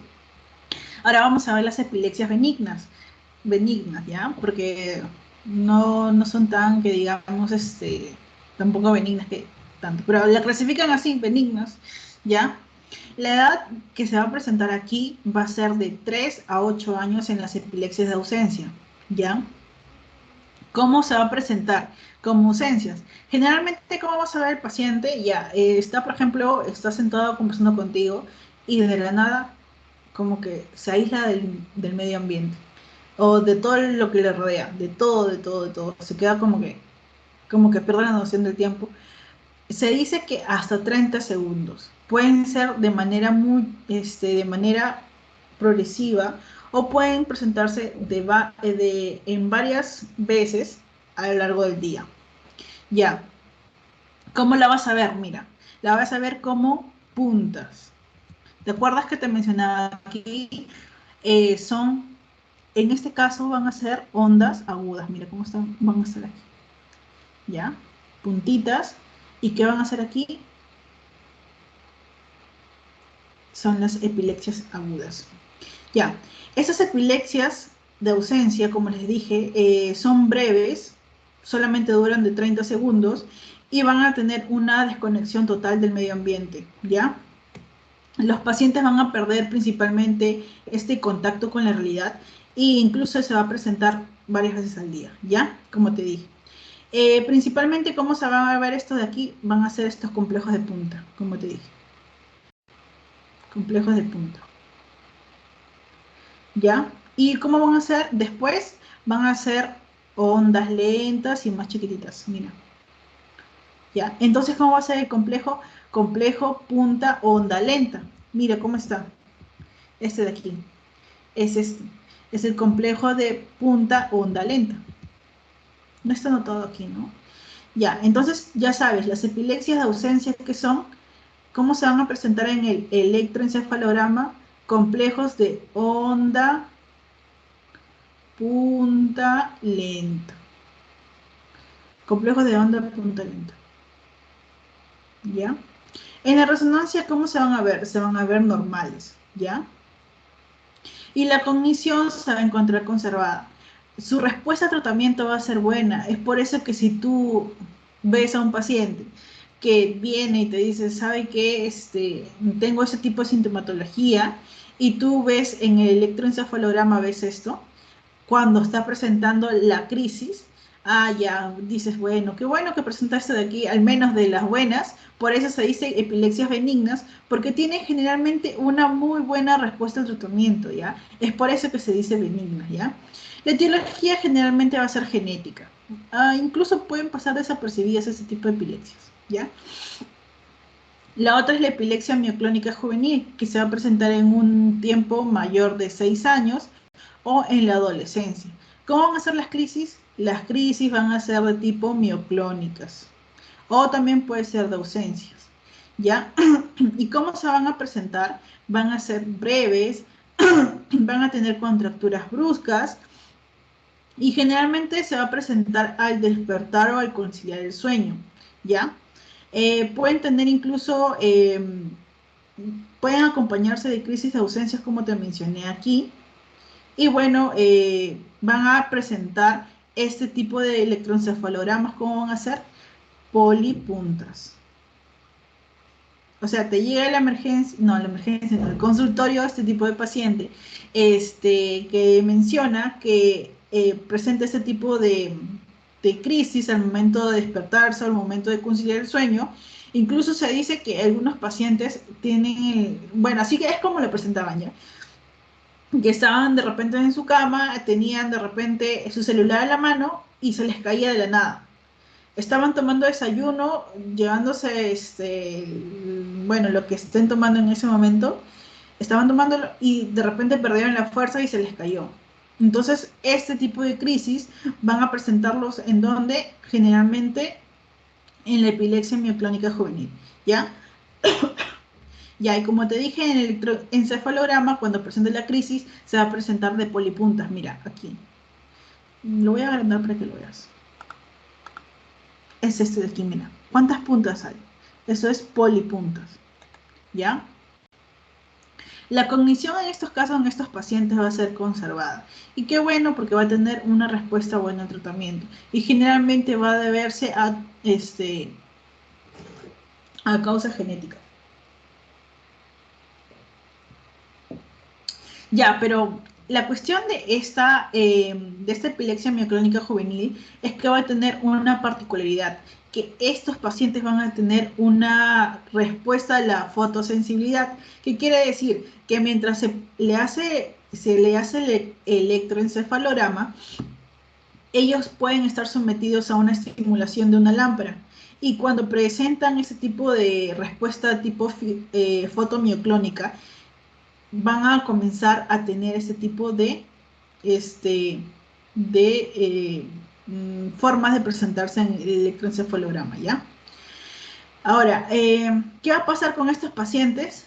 Que inclusive también tomar alcohol puede generar una exacerbación, sí, una exacerbación o puede empeorar sus crisis en estos pacientes. Por eso me acordaba, en los pacientes que tienen epilepsia mioclónica juvenil.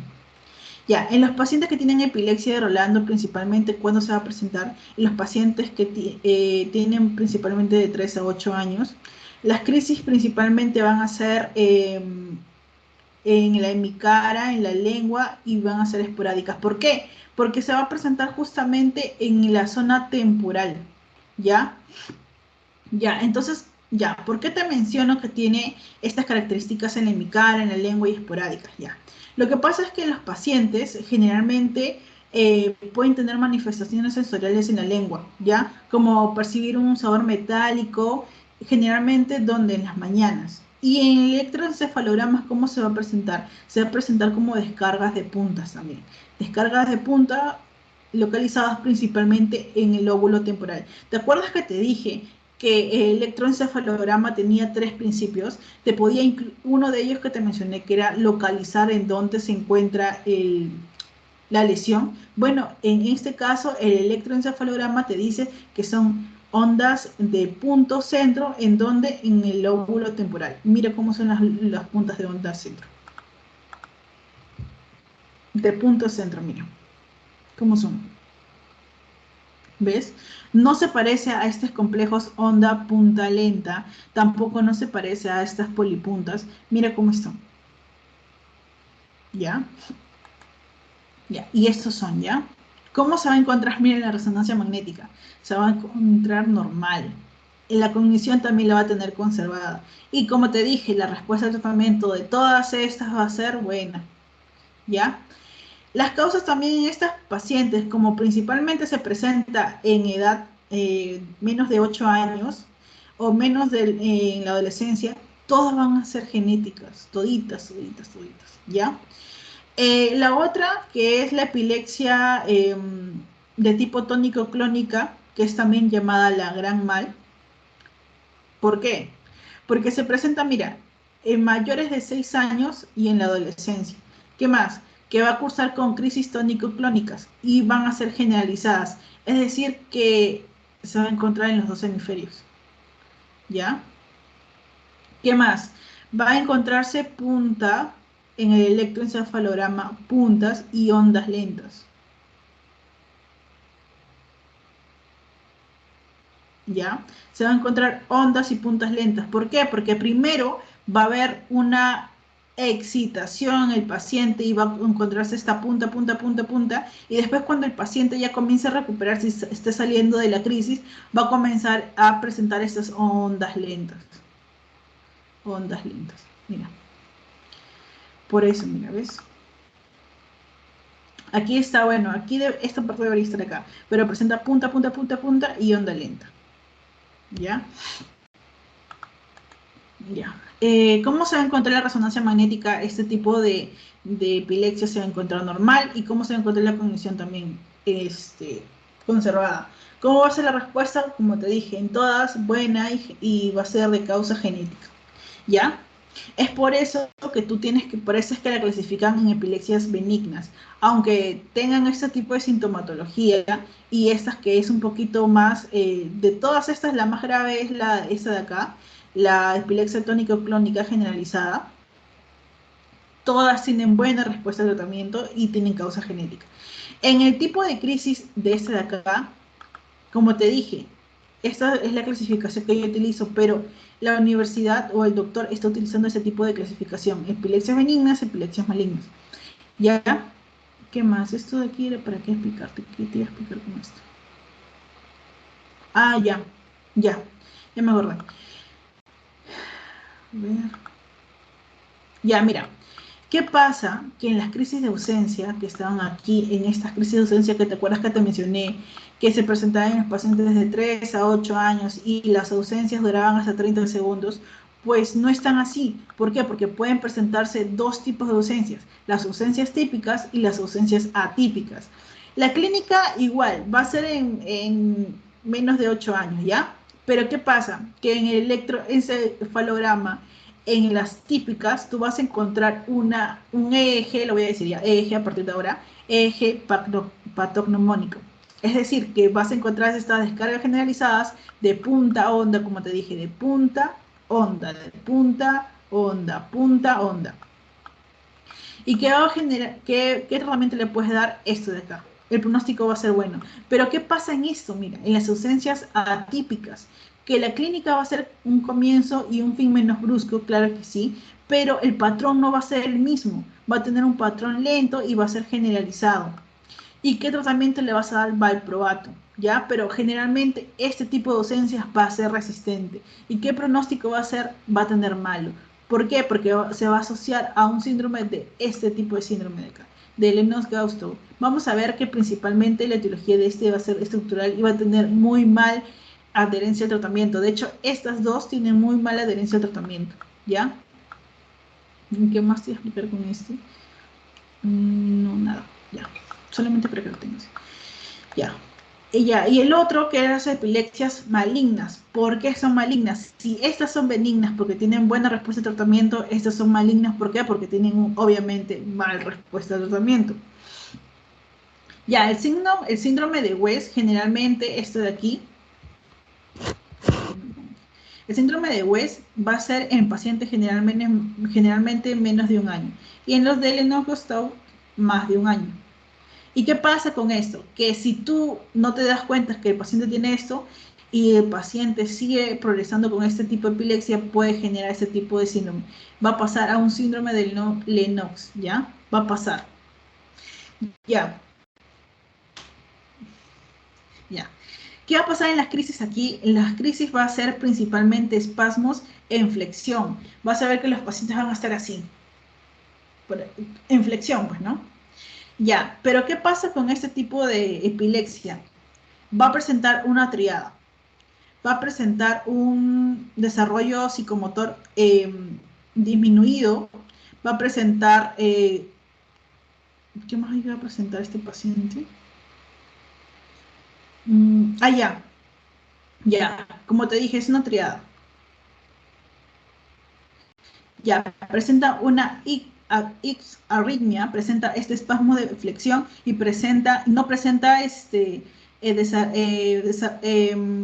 alteración cognitiva. Esta es la triada del paciente, ¿ya?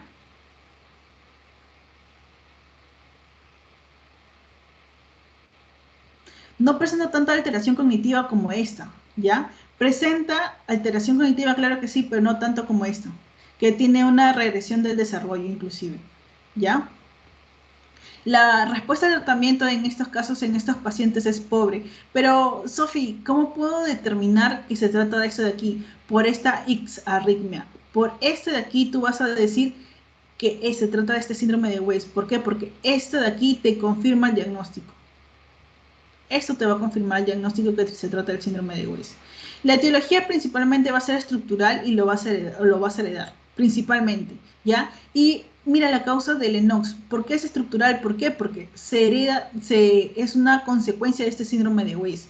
¿Y qué se va a presentar? Te dije, en los pacientes mayores de un año. ¿Cómo va a ser la crisis? Va a ser crisis atónicas o pueden presentarse ausencias atípicas. Ya me acordé porque te puse este cuadro. ¿Por qué? Porque se presenta así. Y que te dije que se presenta un peor pronóstico. Así se presenta a estos pacientes, ¿ya? ¿Qué más presenta? Una crisis tónica del sueño.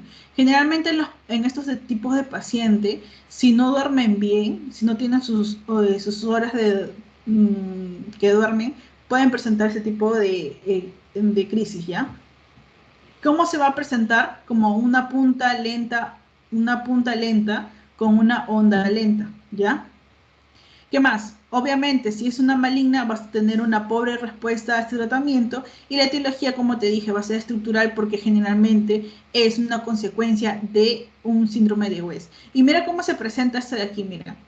¿Cómo se presenta? Por eso se llama IPS arritmia. Mira cómo se presenta. Mira, se presenta de esta manera, ¿ves? Mientras que el síndrome de Lennox se presenta como una punta lenta, onda lenta, mira. Es una distinción. Pero la principal diferencia, como te dije, que el síndrome de West se presenta en los pacientes menos de un año y en los pacientes de Lennox más de un año y tiene una pobre respuesta al tratamiento. ¿Ya? Eh, ¿Qué más te decía? Ah, ya, mira. Esta es otra clasificación que yo te quería mostrar. Si bien el profesor menciona que hay epilepsias estructurales, benignas y malignas, hay otra que la propone como una crisis parcial o focal, que te dije que es un área limitada del córtex, el otro que es una crisis generalizada, que es en todo el hemisferio, y bueno, va a tener una crisis que va a ser no modificable, no clasificable en estos casos, ¿ya? En el caso de las crisis parciales, como ya te mencioné, ¿qué hora estamos? 9:41.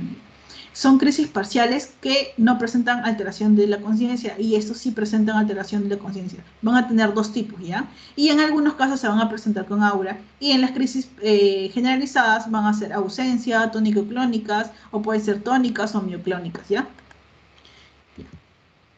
Ya. La anterior, esto de aquí, Es lo mismo que te he explicado, tanto esto como esto, pero está en esto de acá. Te dije crisis parciales o focales que pueden ser parciales simples o parciales complejas. Las parciales simples, eh, principalmente, ¿cuál va a ser su distinción? Que esta no va sin alteración de la conciencia. Y esta va a tener alteración de la conciencia, sí, las crisis parciales complejas, pero van a ser con una alteración de la conciencia post-crisis. Mientras que las crisis generalizadas van a tener una crisis tónico-clónica, es claro que sí, pero van a perder la conciencia cuando, en el momento que se presenta la crisis. En el momento. ¿Ya? Ya. Y bueno, eso solamente era para que sepas que hay otra clasificación de lo mismo que el profesor te menciona aquí. ¿Ya? Ah, mira, ya, ¿ves? En la clasificación que te digo, la nueva clasificación, te propone como síndromes epilépticas que te dice, ah, ya, hay epilepsias focales benignas, como te dije, las epilepsias benignas de la infancia, que sí tienen buena respuesta al tratamiento, y hay epilepsias que son generalizadas idiopáticas. Generalmente son de causa genética. Está la epilepsia mioclónica juvenil, está la epilepsia con crisis tónico-clónicas al despertar y las epilepsias de ausencia en infantil y juvenil. Y están las encefalopatías epilépticas que te hablé también del síndrome de West y el síndrome de Lennox. ¿Te acuerdas este? Te dije menos de un año y este más de un año. ¿Ya? Y está la esclerosis mesial del lóbulo temporal también, como en las encefalopatías focales. ¿Ya? También te mencioné el estatus epiléptico, también lo pone ahí dentro, que te acuerdas que te dije que son crisis aumentadas o más de 2 crisis repetidas cuando el paciente pierde la conciencia. ¿Ya? Ahora te voy a hablar de la epilepsia fármaco-resistente. ¿Qué es este tipo de epilepsia?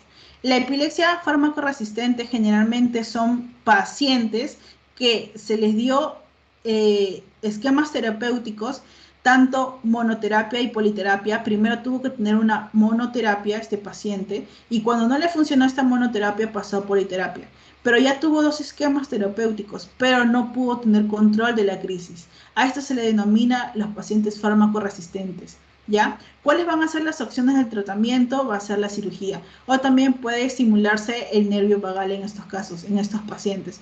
O también puede llevarse una dieta cetogénica, es decir, que disminuyan la cantidad de proteínas que consumen para no generar muchos de estos neurotransmisores, tanto inhibitorios como excitatorios. ¿Ya? En eso se basa principalmente. Y ahora, actualmente se ha probado el tipo de tratamiento cannabinoides, pero ha tenido una buena eficacia, sí, pero no se ha probado en todos. ¿Ya? Ahora, ¿qué pasa? Para que tú le puedas hacer una cirugía en este paciente, ¿te acuerdas que te hablé de una causa inmune que puede generar que la indicación es hemisferectomía? ¿Te acuerdas? Del síndrome de Rossmann, que es causado por la encefalitis autoinmune. Ya mira, en estos casos, ¿cuáles son cuáles son las indicaciones o los requisitos que tienes que tener para que se le haga una cirugía? Ya, en este caso, ser una epilepsia refractaria. ¿Qué quiere decir eso? Que por más que le des tratamiento, este paciente no va a tener un control. ¿Qué más? Que tenga un solo foco epileptogénico, es decir, que no le vas a remover todo el parénquima cerebral, ¿no? No, si tiene el paciente un foquito, o sea, ya te hablé de los focos, generalmente generan crisis parcial, ¿no? Crisis epiléptica parcial. Si tiene un foquito aquí, ya, entonces, ¿qué pasa? Esto va a ser un requisito. ¿Por qué? Porque solamente le vas a remover esta parte de acá. Ya, de un solo hemisferio tiene que ser, ¿ah? De un solo hemisferio nomás, no puede ser de ambos hemisferios. ¿Qué más? Eh, que si al momento de tú hacerle la resección, esta parte que le vas a remover no debe generar complicaciones neurológicas en el paciente, porque te imaginas, tienes que hacer un balance entre el tratamiento y entre cómo se quedaría sin el tratamiento o con el tratamiento. Tiene que haber un balance. Si ganan más los beneficios, al hacerle la cirugía, le haces al paciente la cirugía, ¿ya? Ya, ¿y cómo se hace? Ya, ¿qué pasa? Llega el paciente con epilepsia. Llega el paciente con epilepsia.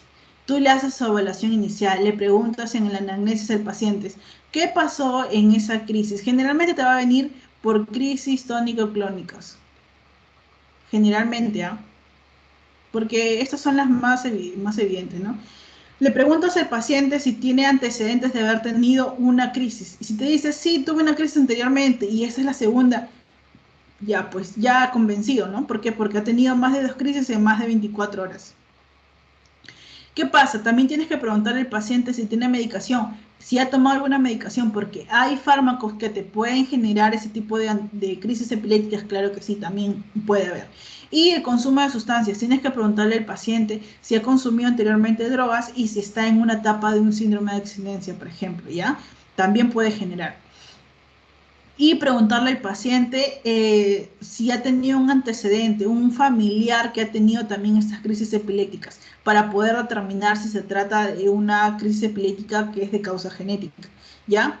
En el examen físico tú vas a ver si el paciente presenta hemorragia en el caso de que tú sospeches que es un ictus o una infección que ya te mencioné, neurocisticercosis, por ejemplo, ¿ya?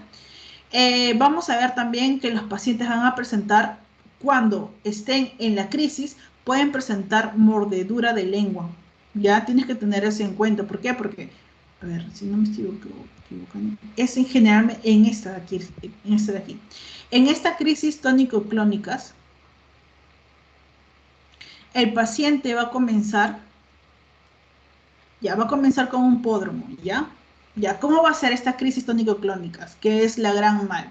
Ya, vamos a ver que el paciente va a presentar un pódromo. ¿Y cómo se va a presentar este pódromo? Con síntomas poco definidos. De hecho, no se le puede decir que es un aura, ¿ya? Son síntomas poco definidos. En la fase tónica, ¿qué va a presentar el paciente? Va a generar principalmente contracciones,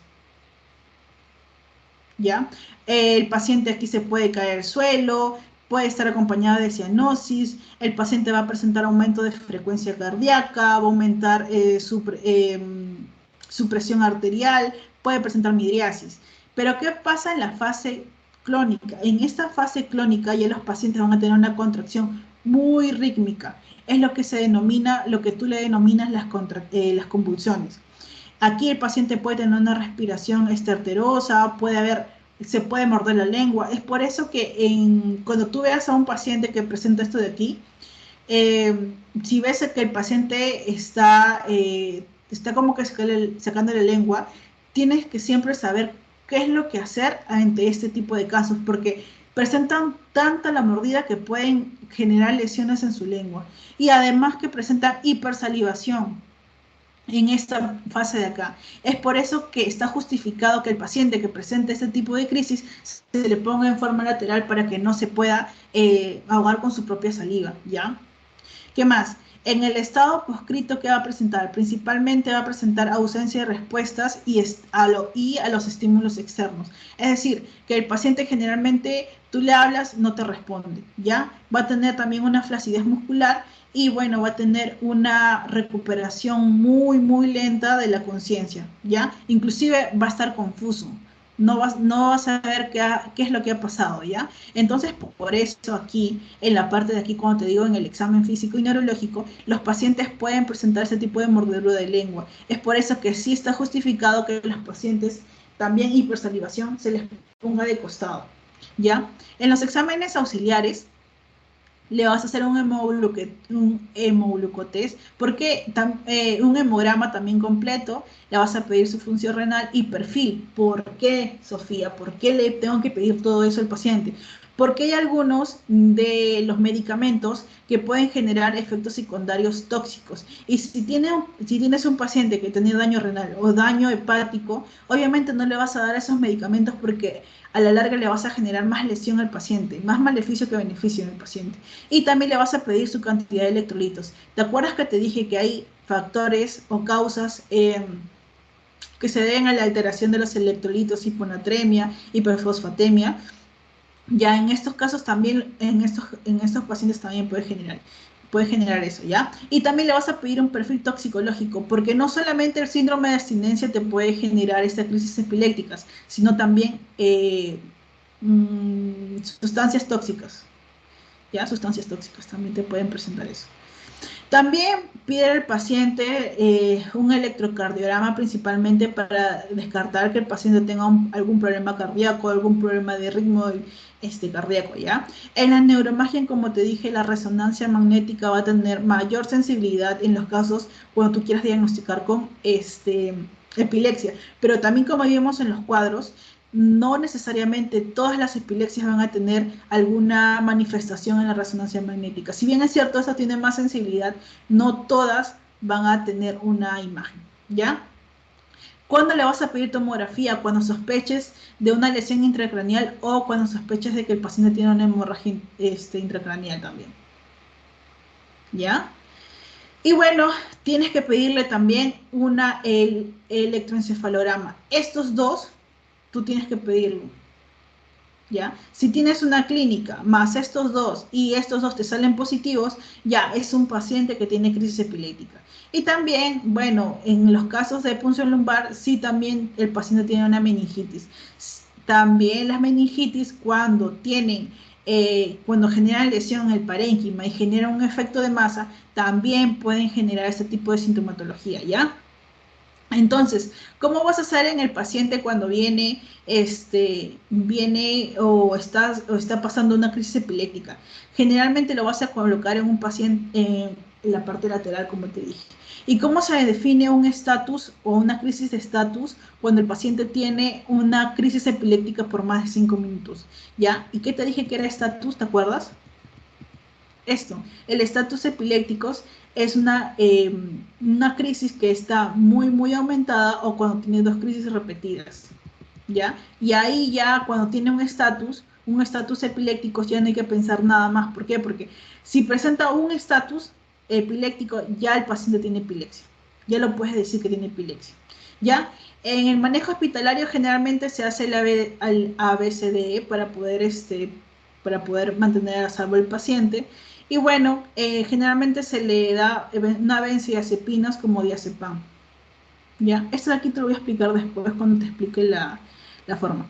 Ya, mira, ¿por qué te puse este cuadrito de acá? Ya, lo que pasa es que si a los pacientes tú no le das tratamiento, puede evolucionar a un estatus epiléptico. Y que si normalmente aquí la crisis te duraba de segundos a minutos o menos de 30 segundos, en algunos casos de 1 o 2 minutos, aquí que te va a durar, ya te va a durar más de 5 minutos. Por eso te dije, un estatus epiléptico es importante que tú puedas decir que se trata de eso. ¿Por qué? Porque un estatus epiléptico te está diciendo que el paciente ya está en un periodo crítico, ya está evolucionando a una fase 2, ¿ya? Y puede presentar ese tipo de sintomatología, una hipoxia cerebral, puede generar una hipoxia tisular y va a generar lo que es la lesión neuronal. Pero ¿qué pasa si este paciente, a pesar de ello, sigue evolucionando? Puede generar una injuria neuronal.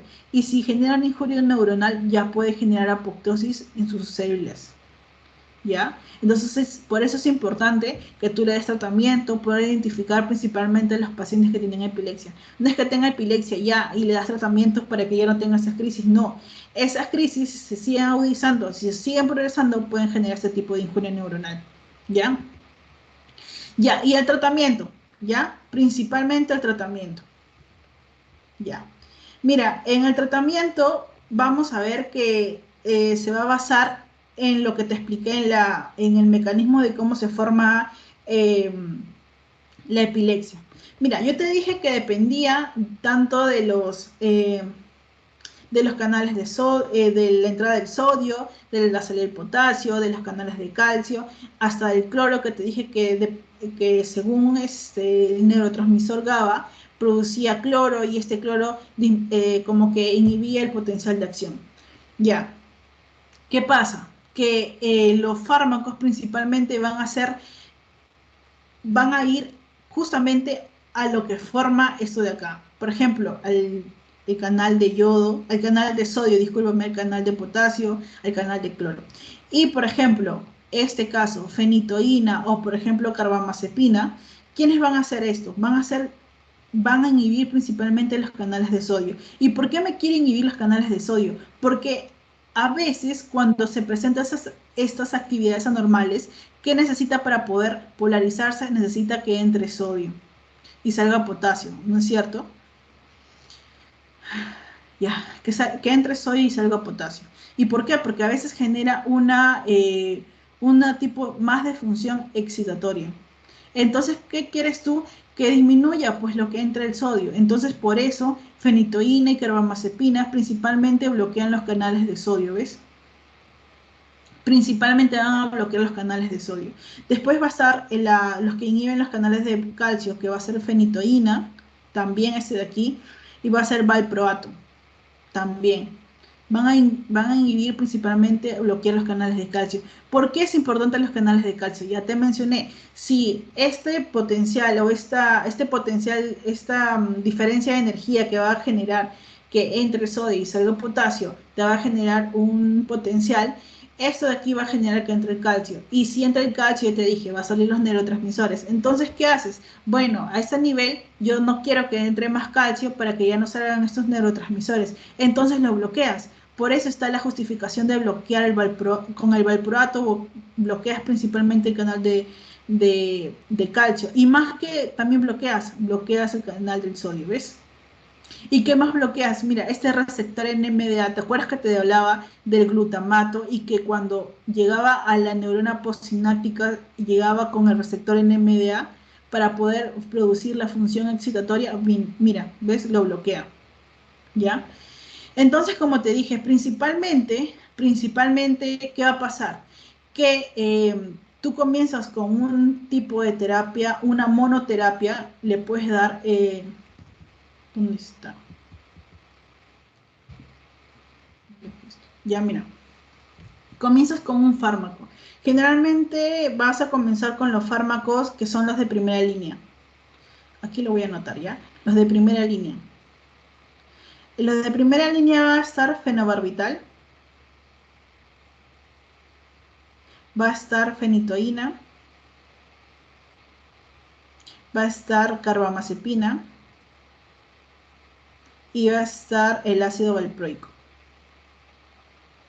Ya, pero ¿qué pasa con estos medicamentos de primera línea? Es como son de primera línea y son antiguos, van a presentar principalmente efectos secundarios. Y es por eso que se dio los nuevos anticomiciales. También se le dice antiepilépticos o anticomiciales, ¿ya? Los nuevos antiepilépticos. Y los nuevos antiepilépticos estaba OX, carbamazepina, está la motrigina, ay, discúlpame, es que estos nombres están un poco raros, y está gabapentina, por mencionar algunos.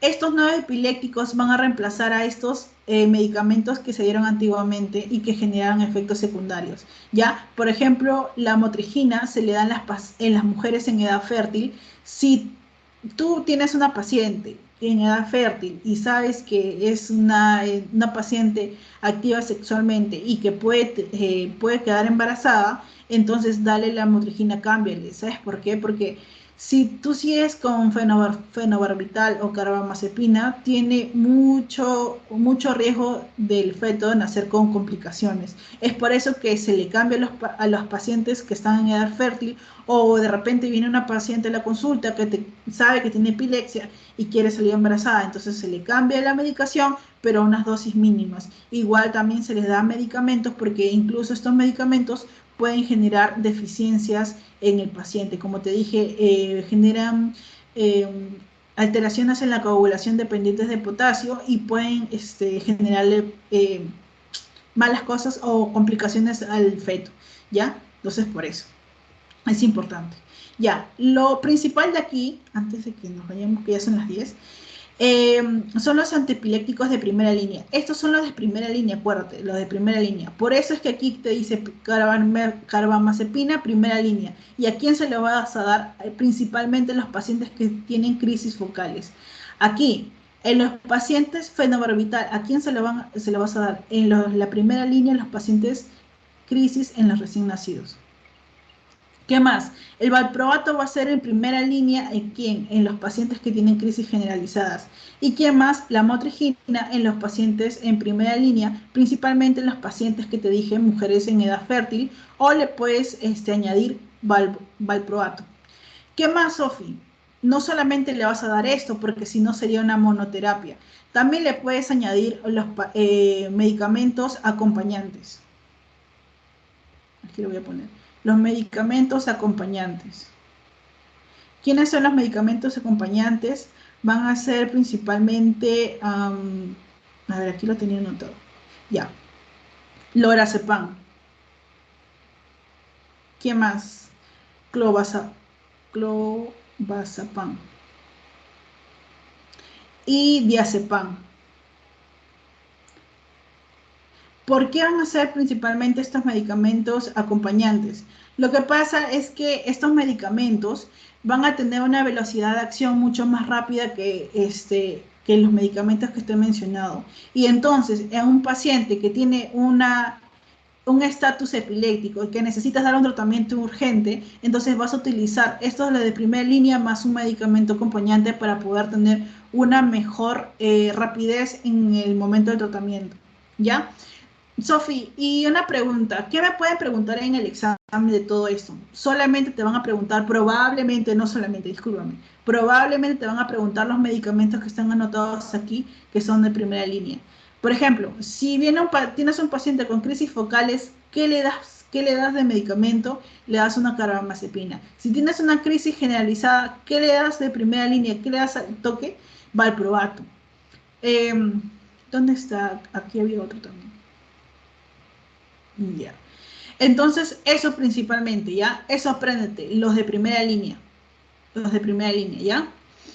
¿Qué más aquí? Las complicaciones agudas, principalmente el fenobarbital que, miras, como te mencioné anteriormente, si tienes a un paciente que tiene edad fértil, tienes que cambiarle de fenobarbital y cambiarle por una lamotrigina. ¿Por qué? Porque mira, es un inductor enzimático. Ahora, otra cosa que también te quería mencionar es que tú no le puedes dar dos medicamentos de primera línea al paciente. ¿Por qué? Porque estos medicamentos son inductores enzimáticos y tienen la misma vía de enzimas. Entonces, no le puedes dar al paciente estos dos medicamentos al mismo tiempo, porque si no, no va a tener eficacia.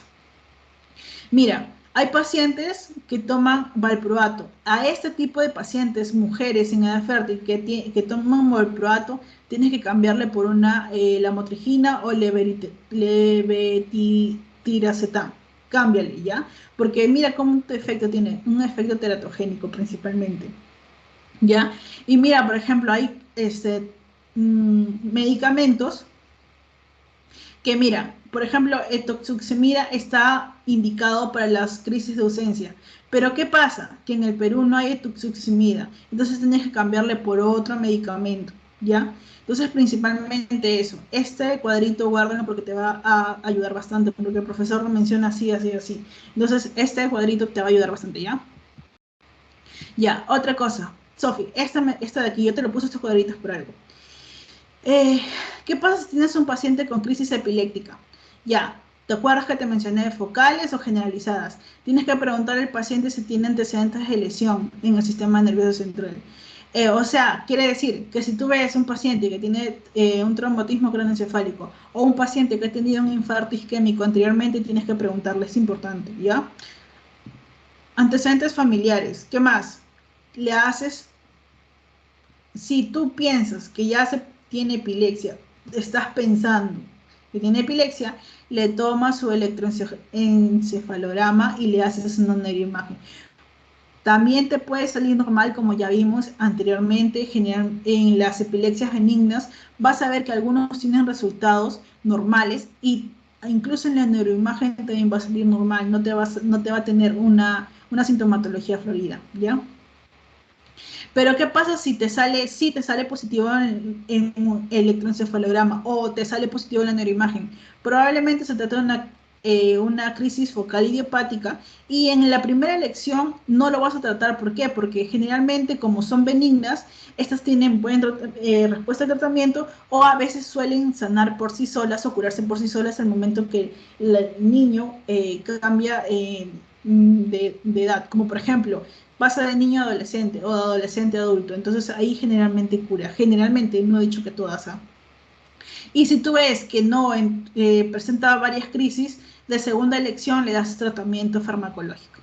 Ya, pero ¿qué pasa si tienes una crisis generalizada y es no convulsiva, como te dije, una crisis de ausencia? Le das tratamiento. Lo primero es tratamiento farmacológico, ¿ya? Y si tienes una que genera convulsivas, generalmente una tónico-clónica, le das su tratamiento farmacológico también, valproato, por ejemplo, ¿ya? Y acuérdate, comienzas con monoterapia, y si no te da éxito esta monoterapia, pasas a politerapia. Y si no te pasa, si no genera una respuesta satisfactoria a esta politerapia, ¿qué pasas? Pasa a ser una crisis epiléptica refractaria. Y ahí evalúas si le puedes dar el tratamiento, un tratamiento quirúrgico, un tratamiento vagal, o le das un tratamiento a base de dietas. ¿Ya? Y así principalmente.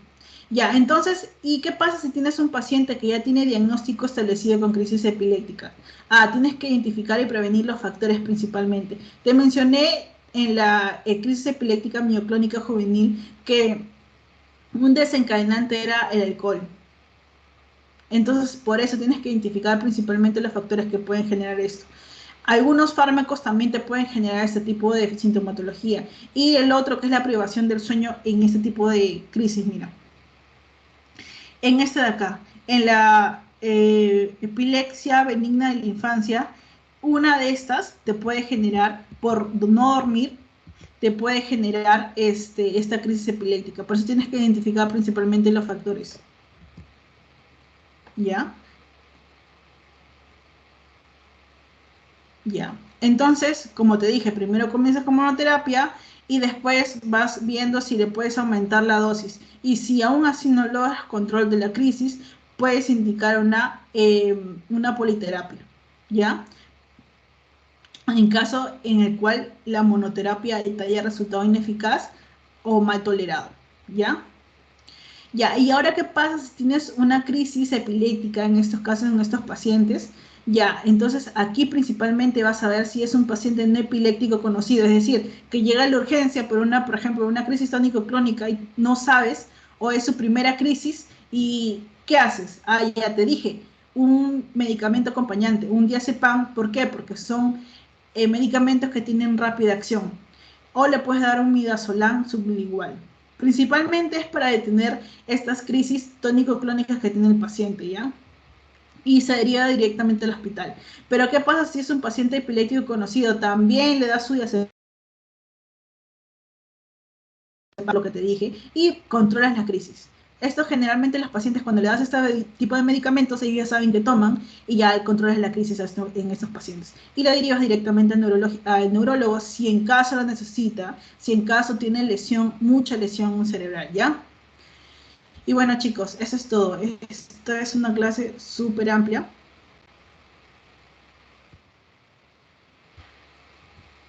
Y bueno, si tienen preguntas en la semana y necesitan que yo que les ayude, envíenme sus preguntas, porque igual les voy a ayudar, ¿ya? Voy a pasar ahorita el post-test, lo llenan y ya, como les dije, a ver cuántas notas sacan y ya ustedes saben.